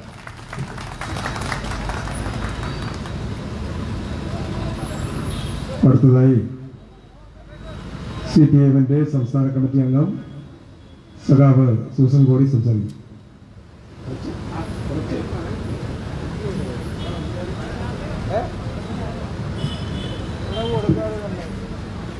പ്രിയപ്പെട്ട അധ്യക്ഷൻ, ഈ അനുസ്മരണ പരിപാടി ഉദ്ഘാടനം ചെയ്ത നമ്മുടെ ബഹുമാന്യനായ മണിയാശാൻ, പ്രിയപ്പെട്ട നേതാക്കന്മാരെ, പ്രിയമുള്ള സുഹൃത്തുക്കളെ, NK വിട പറഞ്ഞിട്ട് 5 വർഷം തികയുകയാണ്. സഖാവിനോടൊപ്പം പ്രവർത്തിച്ചിട്ടുള്ള നമ്മുടെ പ്രിയങ്കരനായ മന്ത്രി തന്നെ അദ്ദേഹത്തിന്റെ അനുഭവങ്ങളെ കുറിച്ച് ഇവിടെ സൂചിപ്പിക്കുകയുണ്ടായിട്ടുണ്ട്. CPM രൂപീകൃതമായ നാളു മുതൽ കരുനാഗപ്പള്ളി താലൂക്കിലെ CPMന്റെ അനിഷേധ്യ നേതാക്കന്മാരായ കൊല്ലം ജില്ലയിലെ തന്നെ നേതാക്കന്മാരെല്ലാം കരുനാഗപ്പള്ളി താലൂക്കിലാണ്. NS, അതുപോലെ CPM ആവൻ, സഖാവ് NK, ഇവരെല്ലാം കരുനാഗപ്പള്ളി താലൂക്കിലെ കൊല്ലം ജില്ലയുടെ പഴയകാലം പത്തനംതിട്ട ഉൾപ്പെടെയുള്ള മേഖല ചേരുന്ന ജില്ലയാണ്. അപ്പൊ ഈ ജില്ലയിലാകെ കമ്മ്യൂണിസ്റ്റ് പാർട്ടിയുടെ പ്രവർത്തനം ശക്തിപ്പെടുത്തുന്നതിനും പ്രവർത്തിപ്പിക്കുന്നതിനുമെല്ലാം ആ പ്രദേശങ്ങളിലടക്കം പോയി താമസിച്ചുകൊണ്ട് പ്രവർത്തിച്ച സഖാവ് NKയുടെ അനുഭവത്തെ കുറിച്ച് സൂചിപ്പിക്കുകയുണ്ടായിട്ടുണ്ട്. നമ്മുടെ ജില്ലയിൽ ആ കാലഘട്ടത്തിൽ അടക്കം ഉയർന്നു വന്ന നിരവധി പ്രക്ഷോഭ സമരങ്ങളുണ്ട്. കർഷക തൊഴിലാളികൾ സമരമുണ്ട്, കൊയ്ത്തു സമരമുണ്ട്, കുടിയൊഴിപ്പിക്കലുമായി ബന്ധപ്പെട്ട സമരമുണ്ട്. അതുപോലെ തെന്മല ഡാം സൈറ്റിൽ ഉയർന്നു വന്ന സമരവുമായി ബന്ധപ്പെട്ടുകൊണ്ട് ജയിൽവാസം ഉൾപ്പെടെ അനുഭവിക്കേണ്ടി വന്നതും, ആ ജയിൽവാസത്തിൽ ഇരിക്കുന്ന സമയത്ത് അവരുമായി ചർച്ച ചെയ്തുകൊണ്ട് 49 കുടുംബങ്ങൾക്ക് ഭൂമി ഉൾപ്പെടെ വാങ്ങിച്ചു കൊടുത്ത അനുഭവം ഉൾപ്പെടെ ഒട്ടേറെ അനുഭവങ്ങൾ NKയുടെ ജീവിതത്തിൽ നമുക്ക് കാണാൻ കഴിയുന്നുണ്ട്. അതിനോടൊപ്പം അദ്ദേഹം നിരവധി മേഖലകളിൽ നിറഞ്ഞുവന്ന് പ്രവർത്തിക്കാൻ അവസരം ലഭിച്ചിട്ടുണ്ട്. പാർട്ടിയുടെ സംസ്ഥാന കമ്മിറ്റി അംഗം എന്നുള്ള നിലയിൽ മാത്രമല്ല, കർഷക സംഘത്തിന്റെ സംസ്ഥാന പ്രസിഡന്റ് എന്നുള്ള നിലയിൽ, അതുപോലെ ജില്ലാ കൗൺസിൽ, ജില്ലാ പഞ്ചായത്ത് പ്രസിഡന്റ്, കാർഷിക കടാശ്വാസ കമ്മീഷൻ അംഗം, അങ്ങനെ നിരവധി മേഖലകളിൽ നിറഞ്ഞു വന്ന് പ്രവർത്തിച്ച വ്യക്തിത്വത്തിന്റെ ഉടമയാണ് സൗദിന്റെ. ഞാൻ ദീർഘമായി കടന്നു പോകുന്നു. അദ്ദേഹത്തിന്റെ ഓർമ്മ പുതുക്കുന്ന ഈ സന്ദർഭം, അടുത്ത 4 മാസങ്ങൾക്കുള്ളിൽ ഇടതുപക്ഷ ജനാധിപത്യ മുന്നണി അതിന്റെ സംവിധാനം പുതിയ തെരഞ്ഞെടുപ്പിനെ നേരിടാൻ പോവുകയാണ്. തീർച്ചയായും നേരത്തെ ഇവിടെ മണിയാശൻ സൂചിപ്പിച്ചതുപോലെയുള്ള നിരവധിയായ അനുഭവങ്ങൾ രാജ്യത്ത് ഇന്ന് കൃഷിക്കാരുടെ വലിയ സമരം നടക്കുന്നു. സുപ്രീം കോടതി തന്നെ സമരത്തെ ഇടപെട്ട് കഴിഞ്ഞിട്ടുണ്ട്. ലക്ഷക്കണക്കിന് വരുന്ന കൃഷിക്കാർ സമരം നടക്കുന്നു. ഏതാണ്ട് 60-ലധികം പേർ ആ സമരത്തിന്റെ ഭാഗമായി രക്തസാക്ഷികളായി തീർന്നിട്ടുണ്ട്. ഇങ്ങനെയുള്ള വലിയ സമരം നമ്മുടെ രാജ്യത്ത് നടക്കാം. ആ സമരത്തെ ഐക്യദാർഢ്യം പ്രകടിപ്പിച്ചുകൊണ്ട് എല്ലാ സംസ്ഥാനങ്ങളും സമരം നടക്കാം. ഇപ്പൊ കേരളത്തിൽ തന്നെ ആയിരക്കണക്കിന് പേർ ഡൽഹിയിലേക്ക് യാത്ര തിരിച്ചു കഴിഞ്ഞിട്ടുണ്ട്. ഇങ്ങനെ രാജ്യം മുഴുവൻ ഒരു പ്രക്ഷോഭത്തിന്റെ വഴിത്തിരിയിൽ എത്തി നിൽക്കുന്ന സന്ദർഭത്തിലും ഇന്ത്യയിൽ അധികാരത്തിലിരിക്കുന്ന ഭരണാധികാരി ഈ രാജ്യത്തെ കൃഷിക്കാരുടെ പ്രശ്നങ്ങളോ സാധാരണക്കാരുടെ പ്രശ്നങ്ങളോ തിരിച്ചറിയാനോ മനസ്സിലാക്കാനോ പരിഹാരം കാണാനോ യാതൊരു ശ്രമവും നടത്താതെ ലോകത്തെ ഏറ്റവും വലിയ പാർലമെന്റ് മന്ദിരം പണിയാൻ ഈ രാജ്യത്തെ ജനങ്ങൾ പട്ടിണി കിടന്ന് മരിക്കുമ്പോഴും 22,000-ൽ പരം കോടി രൂപ അതിനായിട്ട് മാറ്റിവെച്ചുകൊണ്ടുള്ള പ്രവർത്തനങ്ങളിലേക്ക് മുന്നോട്ട് പോകുന്നു. ഈ രാജ്യത്തിന്റെ സ്ഥിതിവിശേഷങ്ങളെ കുറിച്ചുള്ള സൂചിപ്പിച്ചു കഴിഞ്ഞിട്ടുണ്ട്. അപ്പൊ ആ നിലയിൽ രാജ്യത്തെ ജനങ്ങളുടെ ജീവിതത്തെ അങ്ങേയറ്റം പൊറുതിമുട്ടിച്ചിരിക്കുന്ന ഒരു സാഹചര്യത്തിലാണ് ഈ രാജ്യത്തിന് മാതൃകയായി, ലോകത്തിന് മാതൃകയായി ഈ രാജ്യത്തെ ഒരു പച്ചത്തുരുത്ത് പോലെ ഇന്ന് സമാധാനത്തിന്റെ തുരുത്തായി മാറിയിട്ടുള്ള ഇടതുപക്ഷ ജനാധിപത്യ മുന്നണി ഭരിക്കുന്ന കേരള സംസ്ഥാനം. അതിന്റെ വിശദാംശങ്ങൾക്ക് ഞാൻ കടന്നു പോകുന്നില്ല. കഴിഞ്ഞ 4.5 വർഷക്കാലം ഏതെല്ലാം പ്രതിസന്ധികളിലൂടെ കടന്നുപോയിട്ടും ഒരു ജനത പോലും അരക്ഷിതരായി കഴിയരുത് എന്തുകൊണ്ട് ഈ സമൂഹത്തിലെ മുഴുവൻ ജനതയും ചേർത്ത് പിടിച്ചുകൊണ്ട് ഒരു രക്ഷകർത്താവിന്റെ നേതൃത്വത്തിൽ നിന്നുകൊണ്ട് ഈ നാടിനെ നയിച്ച പിണറായി വിജയൻ നേതൃത്വം കൊടുക്കുന്ന ഗവൺമെന്റ്. തീർച്ചയായും കേരളത്തിലെ ജനങ്ങൾ ഇന്ന് ഈ ഗവൺമെന്റിനെ കണ്ണിലെ കൃഷ്ണമണി പോലെ കാത്തു സൂക്ഷിക്കുകയാണ്. ഇവിടെ തെരഞ്ഞെടുപ്പുമായി, പഞ്ചായത്ത് തെരഞ്ഞെടുപ്പുമായി ബന്ധപ്പെട്ട് ചില പരാജയങ്ങൾ ഉണ്ടായിട്ടുണ്ടെങ്കിൽ പോലും കേരളത്തിന്റെ പൊതുവായ വിജയത്തെ സംബന്ധിച്ച് ഇവിടെ മണിയാശ സൂചിപ്പിക്കുകയുണ്ടായിട്ടുണ്ട്. കേരളത്തിൽ ഉജ്ജ്വലമായ വിജയം ഈ തദ്ദേശ ഭരണ സ്ഥാപന തെരഞ്ഞെടുപ്പിൽ നമുക്ക് നേടാൻ കഴിഞ്ഞിട്ടുണ്ട് എന്നുള്ളത് യാഥാർത്ഥ്യമാണ്. തീർച്ചയായും കേരളത്തിലെ ജനങ്ങൾ ഈ ഗവൺമെന്റ് പ്രവർത്തനങ്ങളെ നേരിട്ട് നോക്കിക്കാണുകയാണ്. അവരുടെ നിത്യജീവിതത്തിൽ അവർക്ക് അനുഭവിക്കാൻ കഴിഞ്ഞ കാര്യങ്ങൾ അടിസ്ഥാനപ്പെടുത്തിക്കൊണ്ടാണ് അടുത്ത തെരഞ്ഞെടുപ്പിലേക്ക് പോകുന്നത് എന്ന യാഥാർത്ഥ്യം നമുക്ക് ഓരോരുത്തർക്കുമുണ്ട്. തീർച്ചയായും ഈ ഇടതുപക്ഷ ജനാധിപത്യ മുന്നണി ഗവൺമെന്റിന്റെ ഒരു തുടർഭരണത്തിലേക്ക് നടന്നെടുക്കുന്ന ഈ സന്ദർഭത്തിൽ കേരളത്തിലെ നന്മ ആഗ്രഹിക്കുന്ന, കേരളത്തിലെ വികസന പ്രവർത്തനങ്ങളെ നോക്കിക്കാണുന്ന, കേരളത്തിലെ എല്ലാവർക്കും ഒന്നുപോലെ ജീവിക്കാൻ കഴിയുന്ന ഒരു സാമൂഹ്യ സാഹചര്യത്തെ സൃഷ്ടിച്ചെടുത്തിട്ടുള്ള ഈ ഇടതുപക്ഷ ജനാധിപത്യ മുന്നണിയോടൊപ്പം നടന്നു നീങ്ങാനുള്ള ആ ഉത്തരവാദിത്തമാണ് ഈ ദിവസത്തിൽ, ആ ഉത്തരവാദിത്തമാണ് നമുക്ക് പുതുക്കിയെടുക്കേണ്ടത്. ആ ഉത്തരവാദിത്തമാണ് ഈ ദിവസത്തിൽ നമുക്ക് ഉറപ്പിച്ചെടുക്കേണ്ടതായിട്ടുള്ളത്. തീർച്ചയായും ആ വലിയ ഉത്തരവാദിത്തം ഏറ്റെടുക്കാൻ സഖാവ് എൻകെയുടെ പ്രോജ്വലമായ സ്മരണ നമുക്ക് പ്രചോദനമാകട്ടെ എന്ന് മാത്രം പറഞ്ഞുകൊണ്ട് ഞാൻ എന്റെ വാക്കുകൾ ഇവിടെ ഉപസംഹരിക്കുന്നു. നിങ്ങൾക്ക് അഭിവാദ്യം.